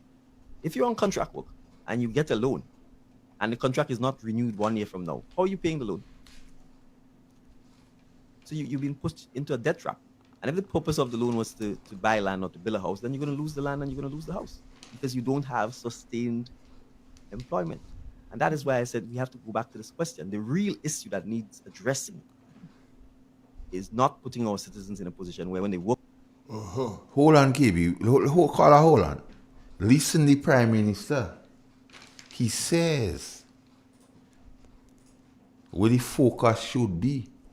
Yeah. First, you have some money, and the money is not GDB, but it's the government money. Yeah. GDB just holding it like a country. Yeah. But when you're giving one set of people all that money, you're helping. So is the greater good for the less. Secondly, you see, you could put in people in a debt trap Igwe.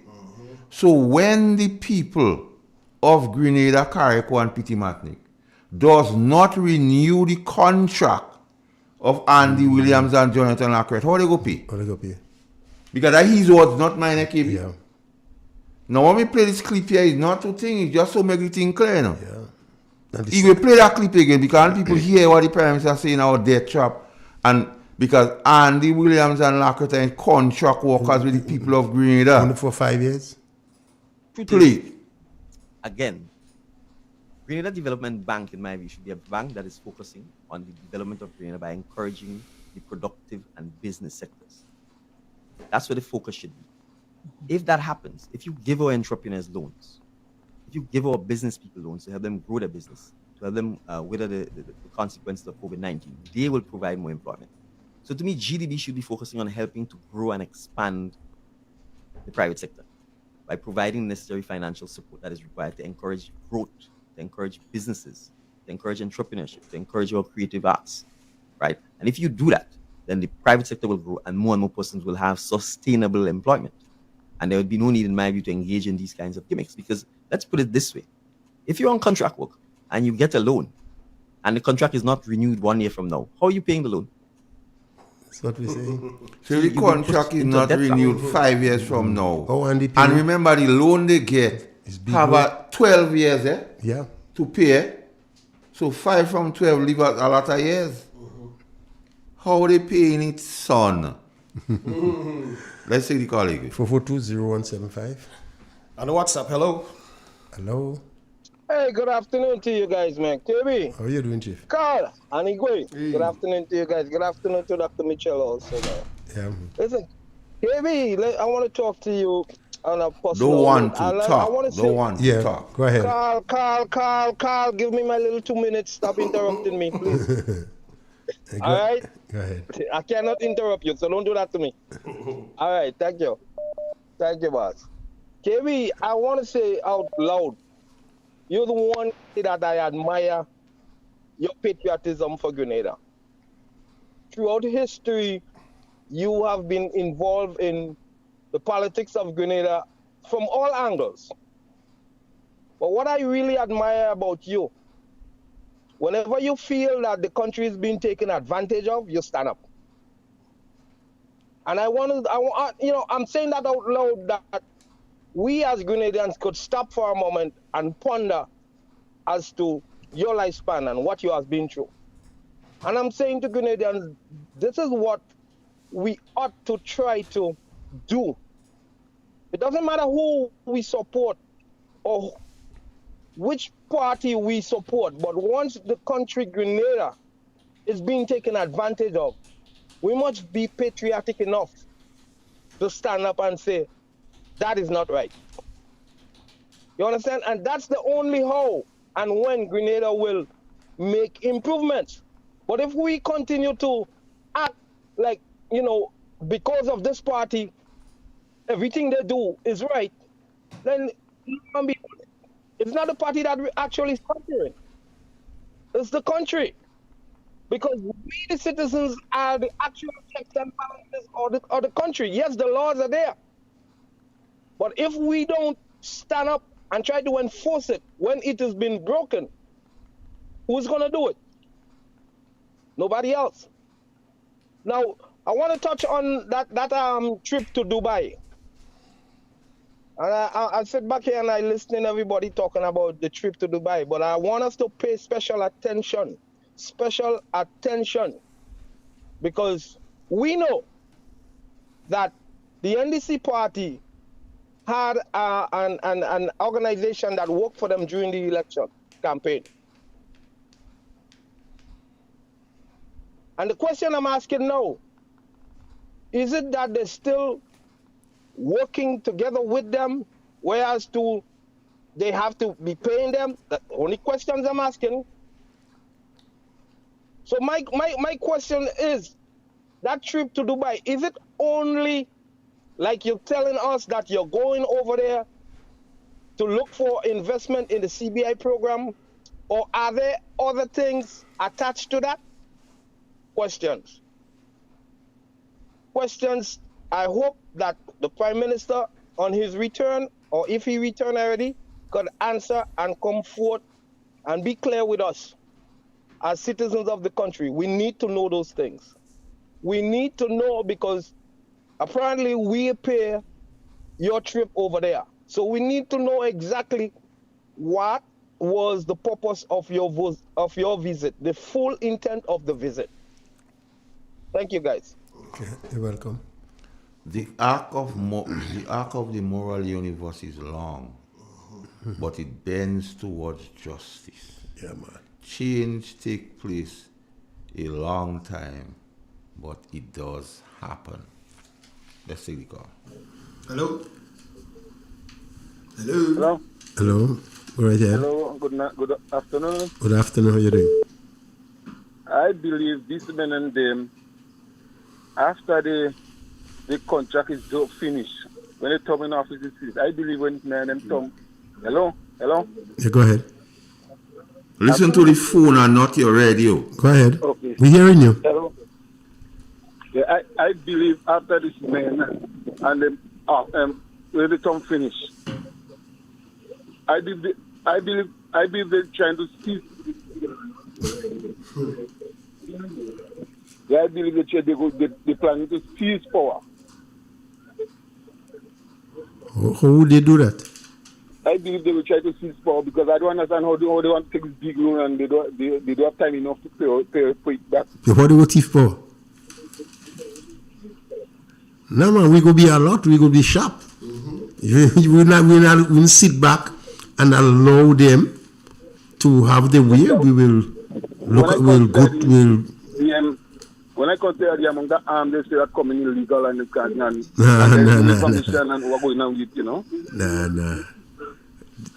Don't believe that. We will stand up. We will defend the right of the Grenadian people. We'll make sure we have our election machinery. We'll make sure we register our people. We'll make sure we bring our people out to vote. We'll make sure we monitor every bit of it. We will not sit idle by and allow them to have their way. Don't even think about that. We'll be well prepared. Okay, this is... All right, take care, all the best. 4420175. But yeah, KB, although we understand it that way, but it is a concern to a lot of people. You know? With the guns coming in? Yeah, and the present action of the government. I have confidence in the democratic process. I believe in the democratic system. Like I tell you, I believe in our court system. I believe in justice. Yes. And That's why I keep saying even corruption don't have statute date to it. Take it. 442-0175. Hello. Hello. Yes, Mr. Carl. Hey. From the tape you just played there just now, Yeah. I do not believe, or it's hard for me to believe, that the Prime Minister is aware that Mr. Andy get a loan. It is extra hard for me to believe that the Prime Minister know that Andy get a loan. Not $10 you want to get, you know. Talk about 3.2 Prime loan. Minister don't know that. The Prime Minister don't know. How you So could we don't may know? have to forgive the Prime Minister. I like that one, Clifford. I like that one. No. He can't know that. And as a lawyer, you don't feel the way of the laws that were broken? No, you don't look so. And who was he speaking to? Can you tell me? What forum he made that statement? The Grenadian people? Where he make that statement? In Grenada, he made that statement. Where? What was the occasion? Well, anytime somebody get a chance to interview the Prime Minister, they interview. They make that statement? No, well, he not aware, so we have to forgive him. Clifford. The Prime Minister and the Minister of Finance, as he then was, these loans based on the amount has to be talked about in cabinet, and he's the chairman of cabinet. That's a lot of money. So you must know. And Andy Williams is a member of cabinet. So I wonder when that discussion was being held, Andy recused himself. I really want to know that, because I do believe, from what I hear on the tape, he cannot show that the Prime Minister is aware that a member of his cabinet get loan. Clifford, the same Prime Minister say you make everybody permanent in Grenada. Everybody will get pension. He said that in the campaign. The same man must say that, you know. Yeah, I don't believe he thinking of that. Mr. Carl, could you just read out the SRO law for us again, and SRO 2? Something at wrong. Make it clear. All right, Clifford. SRO 2. Let the public let it really soak in as to why we saying they was not qualified for the loan. Give them. Give us. Yeah, give them one more time. No. Well, I have to look for it here on the device. Why he was not qualified for the loan? Because this is the policy of the bank. How the management of the bank having this right in front of them. But when you apply for the loan, they look at the bank shall not make sub loans out of the proceeds of the loan to a director of the bank, to a member of the legislature, and the legislature I mean here a member of parliament of the state of Grenada, or to any company controlled by any such director, and A&D enterprises and the owner, and the name they on the loan, and a member of the legislature to a close relative or any such director or members of the legislature. not even the relative. So not me at right at Clifford. That is the and the lawyer, the Prime Minister they say the best lawyer. The brightest lawyer you're talking about, you know. And how he missed that one? Bruschetta certificate. How he missed that one? But he know about the Polish gentleman. How he missed that one? Is not we. You know about cabinet conclusion. So you don't know about this one. 4420175. Call and blow the fuse. Number 2 call. Call and blow the registration fuse. A man tell me, well, Andy was elected. So he have a contract with the people, but he say in LACO situation, LACO have a contract with the Prime Minister, because the Prime Minister was select him. So LACO water salt. So LACO have to be on the best behavior. Anytime he lean. Sister Kate Lewis, good afternoon. I know you're still mourning over the Simon Cultural Center, but you're not by yourself alone. The whole of St. Andrews is with you. Okay, be really Friday, I think he had some Saraka somewhere by Baghdad or something. Yep, down there. But this Simon Cultural Center, the NDC decided to close it down, stop the construction. and I know how much pain you're going through now, and people see Moon and St. Andrews. Not only how the whole of St. people Andrews walking, they lose their little job, you know, but we are looking they don't forward care. for that. According to day we have job don't care. that Simon Cultural Center, so we could have our big shows and develop the culture of this of the parish of St. Andrews. But they seem fit to cut it down. Next thing before, I noticed that very soon the Paradise, the traffic light in Paradise will be installed and working. And the gentleman who sat there every day in the hot sun, calling the traffic, please somebody get a job for him after the light is completed. That's a patriot. I look at him every day. He sit on that chair calling traffic in the hot sun with his bottle of water. After the lights start working, someone please find him a job. That is a true patriot. Thank you. 4420175, the number to call. Call on the WhatsApp. Hello. Good afternoon, gentlemen. Good afternoon. How you doing, man? How y'all guys doing? Good. Great. You get somebody say they don't hear. What did you hear? For me to talk. Go ahead. Now, let me say before you have 4 minutes before I go to on, ventilate.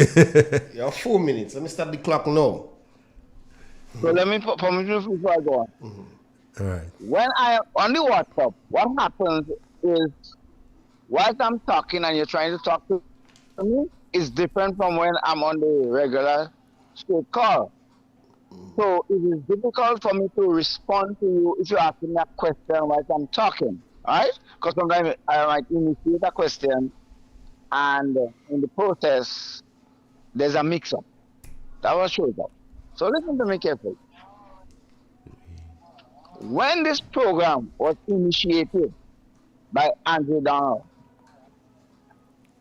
I endorsed it. Initially, I was trying to get through as the first person when Andre thought of it, presented it to the public.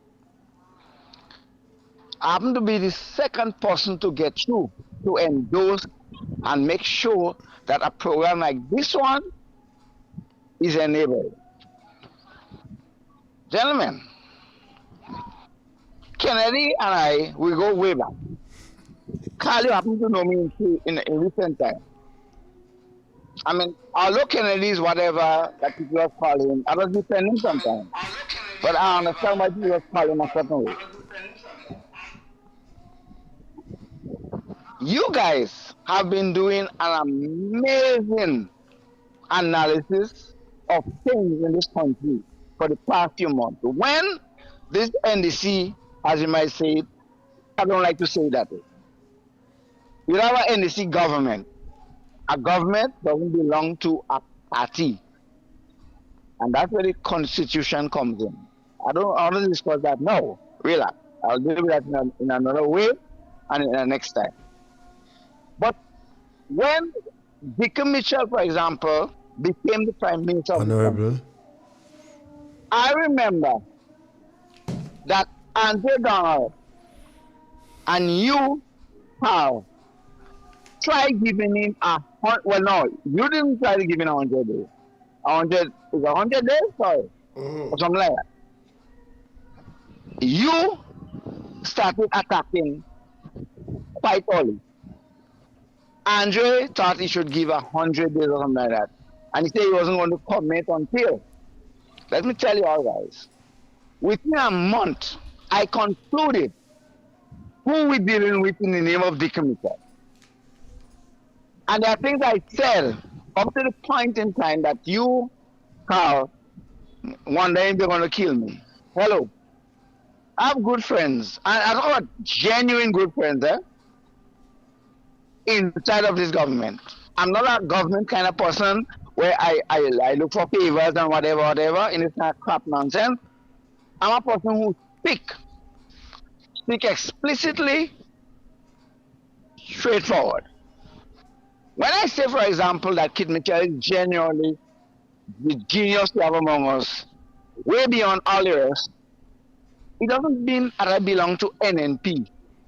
Kit Mitchell is just the simple genius among us, better than all the rest when it comes to politics. And not because NNP win 15 seats over and over and this kind of thing. No. Kit Mitchell know how to get things done. So I give him kudos.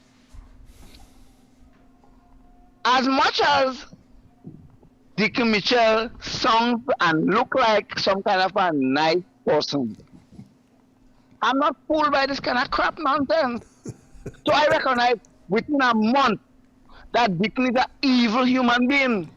And I use the word without no apology. Yeah, but evil is a strong statement. In this kind of situation we have, look at the development. I saw it within a month, and there's a good friend of mine. I don't even know which party he support. We just talk every now and then. I don't even know what party he support. He saw the same thing that I'm seeing. Within the month that Dickon was appointed as Prime Minister of the country. And Dickon continued to show himself as the evil one. They come with some stupid, some baby, whatever, and associating and equalizing him with the Almighty Creator Christ. Nope. We're in a dangerous situation in this country. And they continue to go down a slippery slope. Hello. As much as my good friend, Mr. Sylvester, my good friend, watch. I haven't spoken to them for a long while. I spoke to Sylvester recently, and he said something to me that I wouldn't say on radio. I have not spoken to Persuader. One of my good friends. I talk about guys I could sit on and talk to for the whole day. Something needs to be said. I don't like the tone because the frustration is showing up. Where some people think that by now they should call him to resign. The tone fine, but when I say I don't like it doesn't mean that he shouldn't resign. How is it going to happen? But the guy is an anomaly in this situation. The guy is an anomaly. He's a confusion that creates too much frustration in this country. And whether you're making $1 million a day, it doesn't change the fact that the guy is an anomaly. Take care, gentlemen. All right, thanks for your contribution. But avoid using the word evil, please. 442-0175. The number is to call. 442-0175. Call him blow the fuse. Yes. Caller is kind of passionate.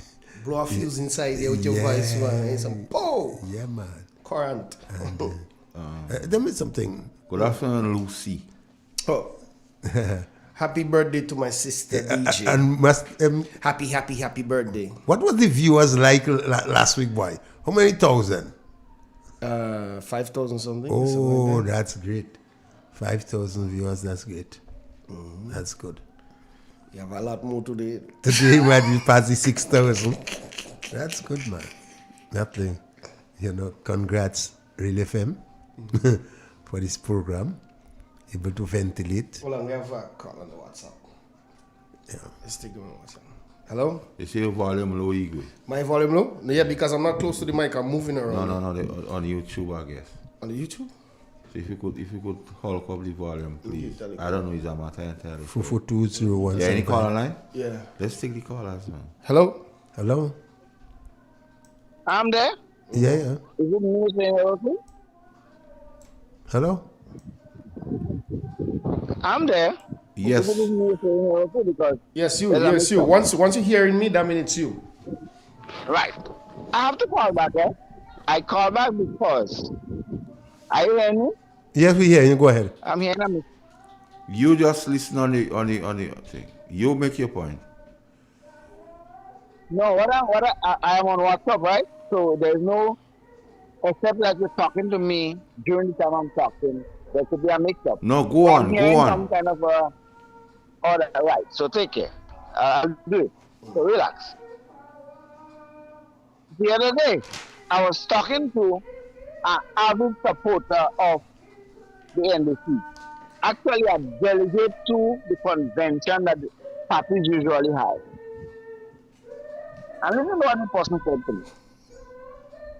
That they were going to go to the meeting to elect the person to be the leader of the NDC, Dickie Mitchell, who she had no idea who the guy is. She was told to go to the meeting and vote for him. You see the kind of thing we end up with? Dickie was so shocked in the end that he became the leader of the NDC party, and initially or eventually, I should say, the Prime Minister of the country called Grenada. Well, he starts saying from Petit Martin down to Grenada. And here comes the confusion consistently. With no experience in politics, never an idea of understanding the kind of genius aspect that we could associate and relate to Michel. He is not the Prime Minister. So when you have such a confusion, you shouldn't be surprised. That's where the problem lies. The guy was made. Who pays the piper called the tune? I keep pointing out that to you all. And Master Carl, you have a pretty good idea of what that means. The guy is beholden to a whole lot of people who pays for the whole thing to be a process. And that's where we have a problem more than anything else. Kid Michel didn't have to bother about coming and try to fix Junior. Kid Michel fixed Junior. Kid Michel had enough money to sit down and relax for the rest of his life. He sacrificed and he come and help us to get Grenada stabilized. What is going on now? A destabilization process. I'm not a party person. I'm an analyst by nature. Objectively so. So when I talk, I understand where I'm coming from. We have a serious anomaly in this country right now. Take care, gentlemen. All right, caller. Yes, folks. We'll take a break and come back.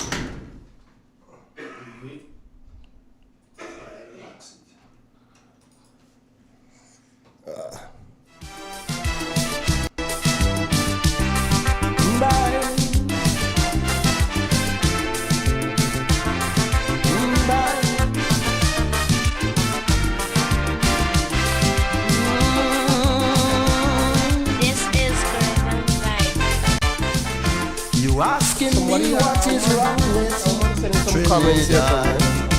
You can't understand why things go on so bad. You find me so rich in human resources, and yet the country going to pieces. Well, let me tell you, my friend, where we went wrong. After Eric Williams' old car breakdown, we called in an AR, we ordered an X-car and installed a new driver. With 33 passengers from the party, we gave him a maxi taxi, fitted with Marines, tape deck, computer, air conditioned cylinder. With posh new fittings, this maxi car arrived. Then it started to swerve and nosedive. It took a year for passengers to realize. They say the new driver cannot drive.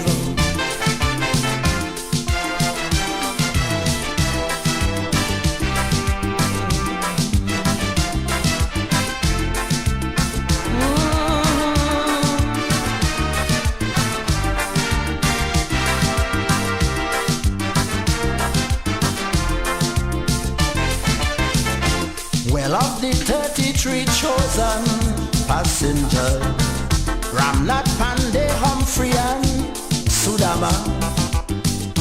They wouldn't let the poor driver drive in peace. They distracting him and wouldn't cease. While he driving, they hitting him some big cloud. So he stopped the maxi and put them out. And to discuss their fate, they went to drink us straight by a club called 88.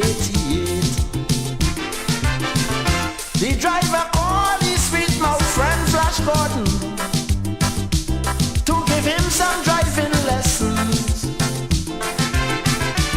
Flash appointed himself as the conductor, pushing around them passenger.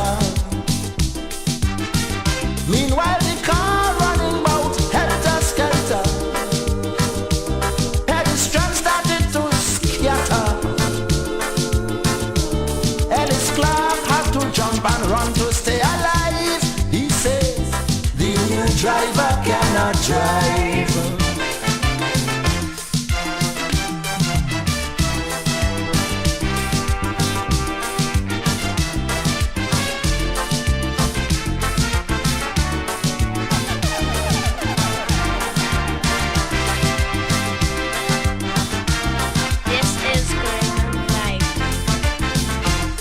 Questioning me so much about the driver. You want proof to show he can't maneuver. Well boy, the first month he get this driving job, you know the man bounced down for you Rick Bob. He's swerving so much John Humphrey get frightened. John asked him where he buy his license. And while the car swerving, John Humphrey trying to hold on to the steering. Well, some school children by the road run like hell. They lose their lunch and books as well. He driving on the fast Neil and Massey Lane and pelt Mr. Cola straight in the drain. He slammed the brakes on them old public servants. Some get injured, no insurance. Then he tied them up in bonds that he connived. They say the new driver cannot drive.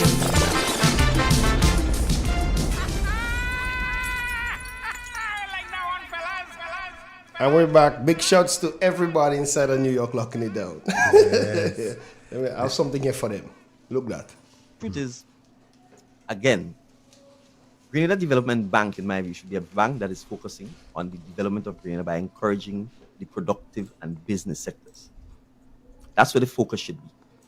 If that happens, if you give our entrepreneurs loans, if you give our business people loans to help them grow their business, to help them weather the consequences of COVID-19, they will provide more employment. So to me, GDB should be focusing on helping to grow and expand the private sector by providing necessary financial support that is required to encourage growth, to encourage businesses, to encourage entrepreneurship, to encourage our creative arts, right? And if you do that, then the private sector will grow and more persons will have sustainable employment. And there would be no need, in my view, to engage in these kinds of gimmicks. Because let's put it this way. If you're on contract work and you get a loan and the contract is not renewed 1 year from now, how are you paying the loan? So you've been pushed into a debt trap. And if the purpose of the loan was to buy land or to build a house, then you're going to lose the land and you're going to lose the house because you don't have sustained employment. And that is why I said we have to go back to this question. The real issue that needs addressing is not putting our citizens in a position where when they work...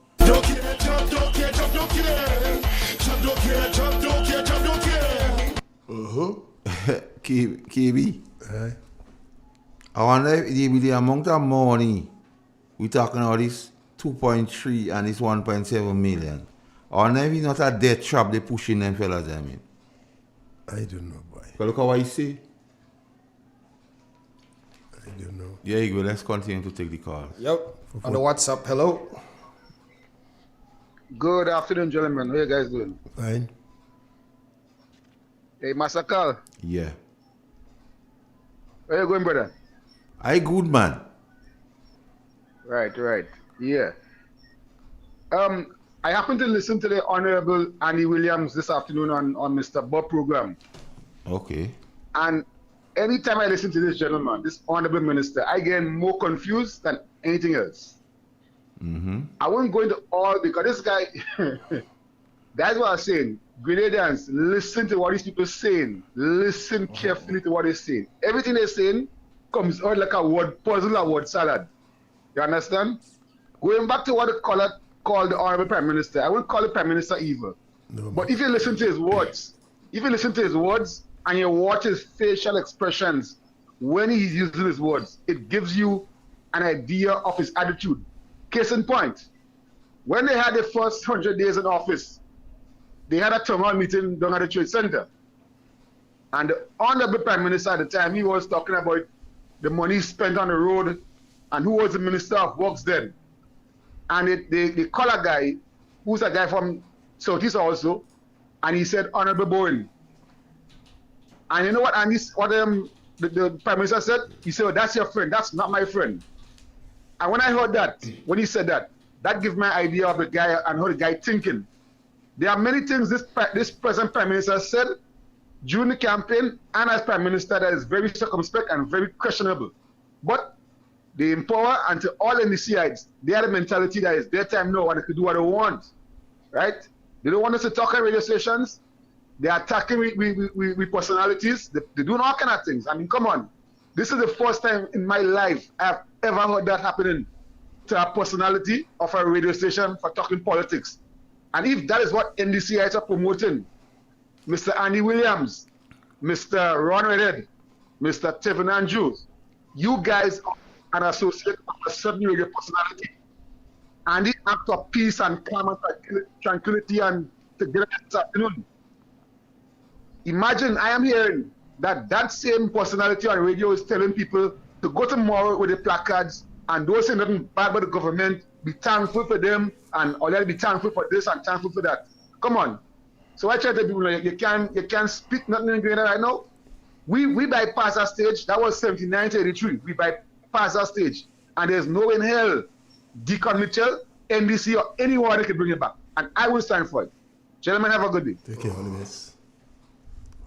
442-0175, the number to call and ventilate. Let's take it, Gate. I don't get none yet. Well, it does take a while to come to you. Hello. Hello. Good afternoon. Good afternoon. I want to understand if the Prime Minister is a madman. The man disrespectful, eh? We ain't standing for that. The man keep himself quiet, eh? Please. Okay, 442-0175. Numbers to call.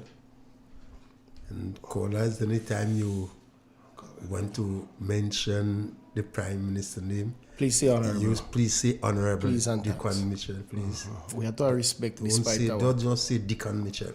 Say honorable Deacon Mitchell. Or say please. PM Mitchell. Yeah. Hello on the WhatsApp. Afternoon. Again. Right to PM Mitchell clip that you just played there. Hear the confusion that shows up consistently, continuously. Where you have a situation that is that clip was played or made, before he became Prime Minister, or while he was Prime Minister, whatever time, it doesn't matter. Listen to what I'm going to say about that.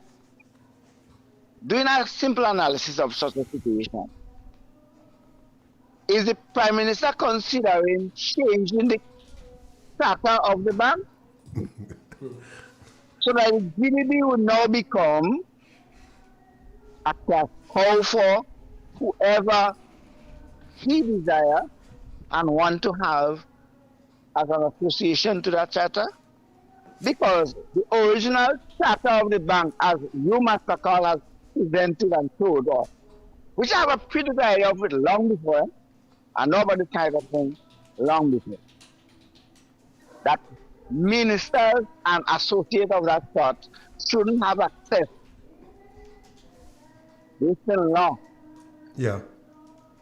Relatively society. But hear what the Prime Minister said. And if the Prime Minister intends to change the charter of the bank to enable now, as they have done, as illegal as it is right now, they have done it. So far, there's no evidence that he has changed it or tried to change it. And to change it, he must go to Parliament. I cannot see in any good conscience that the guys who are there as mouthpiece of the Prime Minister and his cabinet in the Senate would allow such a charter to go through.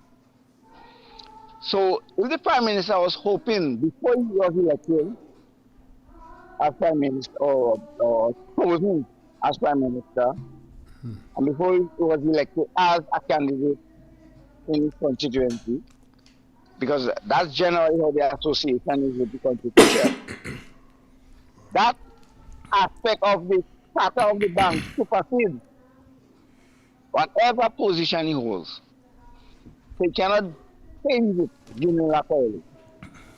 And which is evident about him ever since he was elected or chosen as the Prime Minister of this country.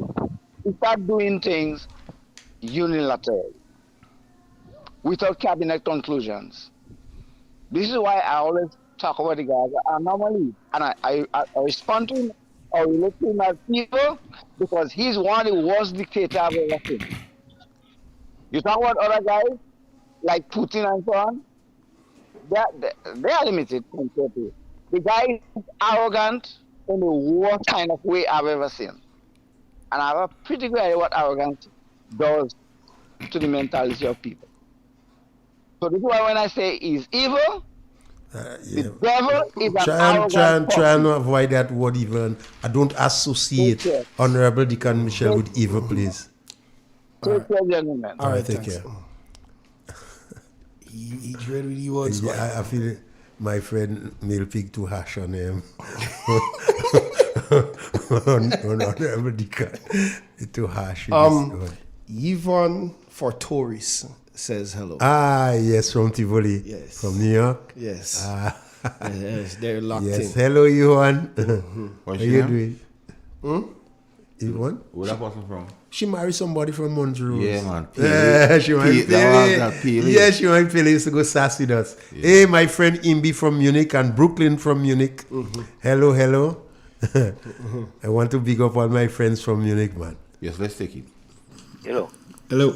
Yeah, something they call up before say. Now they want to just come up. They want to say that the NDC have a policy now that is that time now. This is something that we must not take just like that. It is over serious. The NDC is of the opinion now that they are in power now, will be in power for a long time, and they will change everything to suit only NDCs remain in position. That is a serious thing.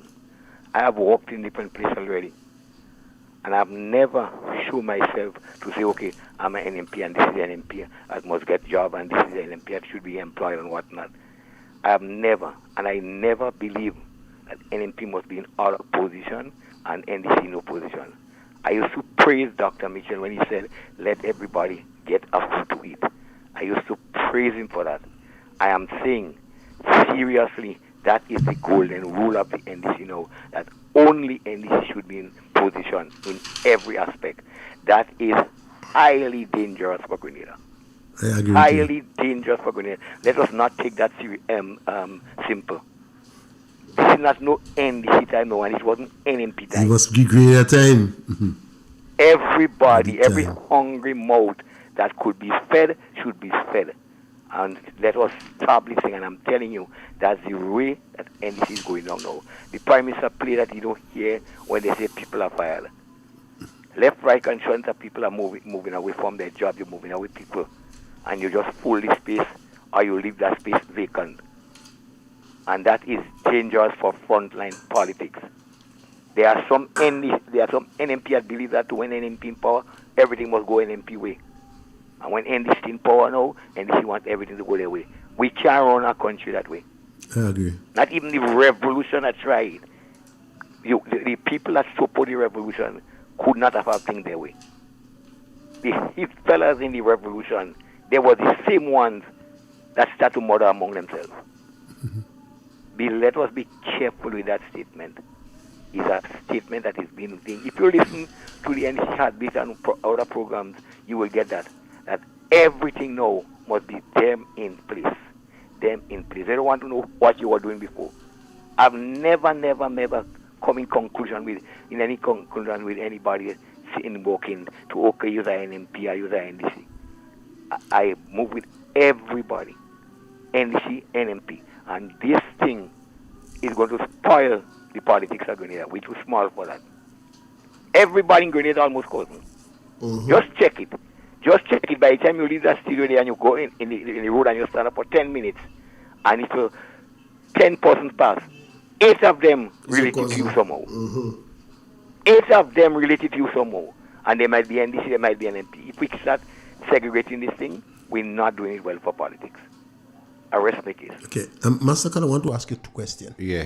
One, do you think Terry Forrester questioned Dr. Mitchell as try to get back at Dr. Mitchell? Do you think he wanted to embarrass Dr. Mitchell with those kind of questions? That's the intention. 2, tell me something. Do you think Honorable Deacon Mitchell was aware of the financial difficulty Andy and them were in before they... I don't think he had a total grasp. Maybe he knew of some. Because there was talk all about how the thing bouncing all about the place. But I don't think he got the full thing of it. I was wondering why is Terry Forrester asking the question. He looks so, out of touch, and why is like he? Why some ND? He tried to long time NDC though ask the question. Why is he? He tried to raise an issue about the Western Main Road project, which is very laughable. And either they don't telling him the thing, because the persons who he could get information about the Western Main Road project is Mr. Andy Williams and Mr. Lennox Andrew, people who he does sit in executive meeting with. He didn't have to call Dr. Mitchell on GBN Heartbeat and ask about the project. He just had to ask Honorable Andy Williams and Honorable Lennox Andrew about what they went in Barbados and discussed with the CDB and what was the result. They must have information. You don't have to call Dr. Mitchell and ask him that. I was wondering why. So if Terry was in the know, he knew who to ask. So seeing that he didn't ask them, and he was calling Dr. Kit Mitchell was a means to try to embarrass Dr. Mitchell? Because he should know that Mr. Andy Williams and Mr. Leonard Andrew went to Barbados with the CDB and was like the laughing stock of the place up there. He ought to know that. So the mere fact that he asking Dr. Kit Mitchell about the thing, KB, if NNP lost the project, what was the purpose of Mr. Lennox Andrew and Andy Williams going to Barbados to meet with the CDB? And Andy Williams talking about they don't like the procurement policy of CDB. Can you see that publicly? Yeah. Yeah. You say they tell them they don't like the procurement policy of CDB. That you want to tell them who to employ and so on. Yeah, 4420175, the number to call, ventilate. Bloody fuse. Air your views. Be part of the program. Because the time, we only have 10 minutes, KB. Time run out already? 9 minutes. Time moving like a nuclear. When you're having fun, that's how it is. We outside like the wind. Yeah. Time go fast. Like wet clothes. So, KB, so when Mr. Terry called, Mr. Terry, you should ask Mr. Andy Williams and Mr. Lennox Andrew what happened when they meet. Because you see, you ought to see what I thought he would have done if he called Dr. Kit Mitchell, that he should have said, Dr. Mitchell, I've spoken to Mr. Andy Williams and Mr. Lennox Andrew and look at what they say. Did you don't ask them nothing. Did they give Terry anything to do at all? No, Terry just there as the mouthpiece to dirty himself. But did they even give him a job? Terry, they treat you with scant courtesy? Terry is not part of the elite. when Terry making noise, he joined you when he applied for the leadership at the party. He wanted to run in the south, I see by now they should have him. They should give him something to do. Yeah. So he best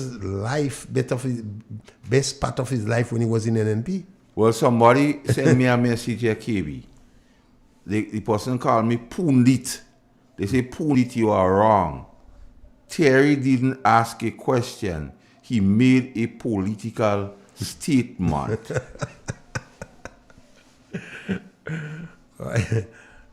Terry Farris. But a man of Terry being around in the politics. Yeah. I feel you should let somebody else ask that question. Terry, for a man of being along in the politics so long, ought to know that. I don't know why he wanted to be relevant. But Terry, I say by now, NDC was going to look after Terry, man. He make a lot of noise. From the time he left NNP. But Terry, your better days was when you was part of the NNP, boy. Terry has been, never will be. Terry is what you call a has been. Yeah. You don't understand. NDC never forgive. NDC never forget. First thing they will ask you, where you come out. We can't trust you. You spend too much time around NNP and Dr. Mitchell. So those of us who feel are going back, go and feel they will be accommodated. In the end, well, the very own will do very hard work for them, and a lot of work don't get nothing. Who is Terry? Terry won't get nothing. Terry. They might promise, they might dangle something in front of him, promise him X, Y, and Z. He might put him on a board. What board? So you're on flooring board. Terry boy, your better days was with the NNP boy. There's concerns within the RGPF. KBU was present when we met a couple police. And he was complaining to me. Yeah, man. What is going on in the RGPF? 300 want to go, and he has somewhat I know of that left. Good afternoon, Mr. Basil Bernard. Good afternoon, Outlaw. 300. What left? And it is believed that the promotion would be a saga. So they freed? Yeah, because... But it must happen. They must promote people sometime. Yeah, but how if it want to happen, they want to promote people in a kind of way. With some of them. See, because a man tell me straight up, KB, if they don't promote him and they try to transfer him to an area where he don't want to go, that is it, and he go in. Yeah. And that is the mindset of the police. Because KB, you just be around most times when them police and them coming to me, I just not ask them nothing. They complain about you just see how they just try to engage me, they calling me out and say, but we have to talk to you. Yeah. So he's nothing I'm making up here. He's nothing I'm making up. Mr. So the Minister of National Security, you don't do anything only to sign CBI passport. Fix you up. Yeah. We have a call on the WhatsApp. WhatsApp. Take the call. Last and final caller for this afternoon on the WhatsApp. Hello. Good afternoon, sir. Good afternoon. Yeah, I just here. I've been listening to you guys and thing, and I wanted to know if you guys know about some people that will be off, whatever they said in Humas from the end of May. Some people going on the bread line again. Yeah. From St. Patrick. That is the security? Yeah. My God. What happened to him? Some people going on the bread line in St. Patrick's security. What could we do? And have to. When would that thing stop, KB? All right, call it, thanks. When NDC get out of the power. That's when you will stop. Yeah. Oh, we have 4 more years to go. Crafton, we did take up your case. I hope Mr. Telesford pick up the phone whenever you call and ask the security who work with you to have patience, and hope that Mr. Parag take up your case directly to Honorable Deacon Mitchell, so the security people who worked in the chicken farm in Montrose, they can get their money. But it looks very bleak anyway, because that chicken farm in a lot of debt. When you say a lot of debt, what do you mean? Well, debt of over Million? $10 million.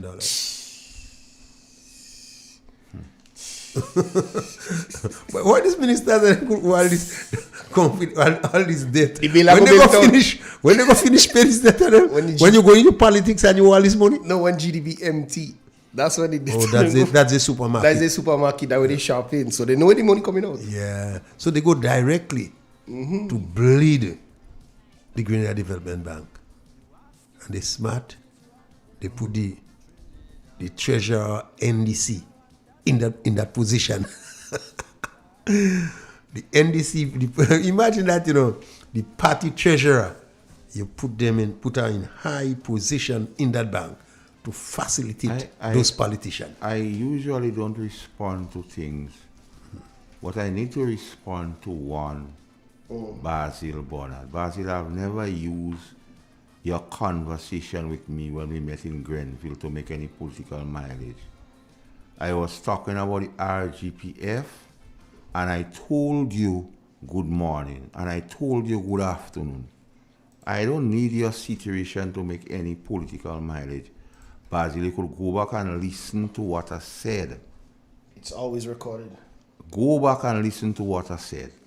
All I said, the RGPF is in problem. But I said good afternoon to you because you told me you just come out and bring back a uniform. I didn't ask you. You told me for 23 years you've been in acting position. I didn't ask you that. So I don't need you to make no political mileage, Basil Bonner. You engaged me and told me you just come out and bring back a uniform. And for 23 years you've been acting. When I was talking about the RGPF and persons leaving, you left. And that is a fact. Because you told me that. So, Brother Basil, I need not use you for any political mileage. You don't want it. So stop giving people the impression. You told me you leave the RGPF because you've been acting in position for 23 years. That's a long time. That's what you see. You just give him mileage, no? I don't give him mileage. I want him to know. I don't give him mileage. I said the record straight. Yeah, but you act for a long time, boy. You make big posting. I said the record straight. All right, take your food. That's all. Yeah, that's all for today. Thanks for listening. Next week.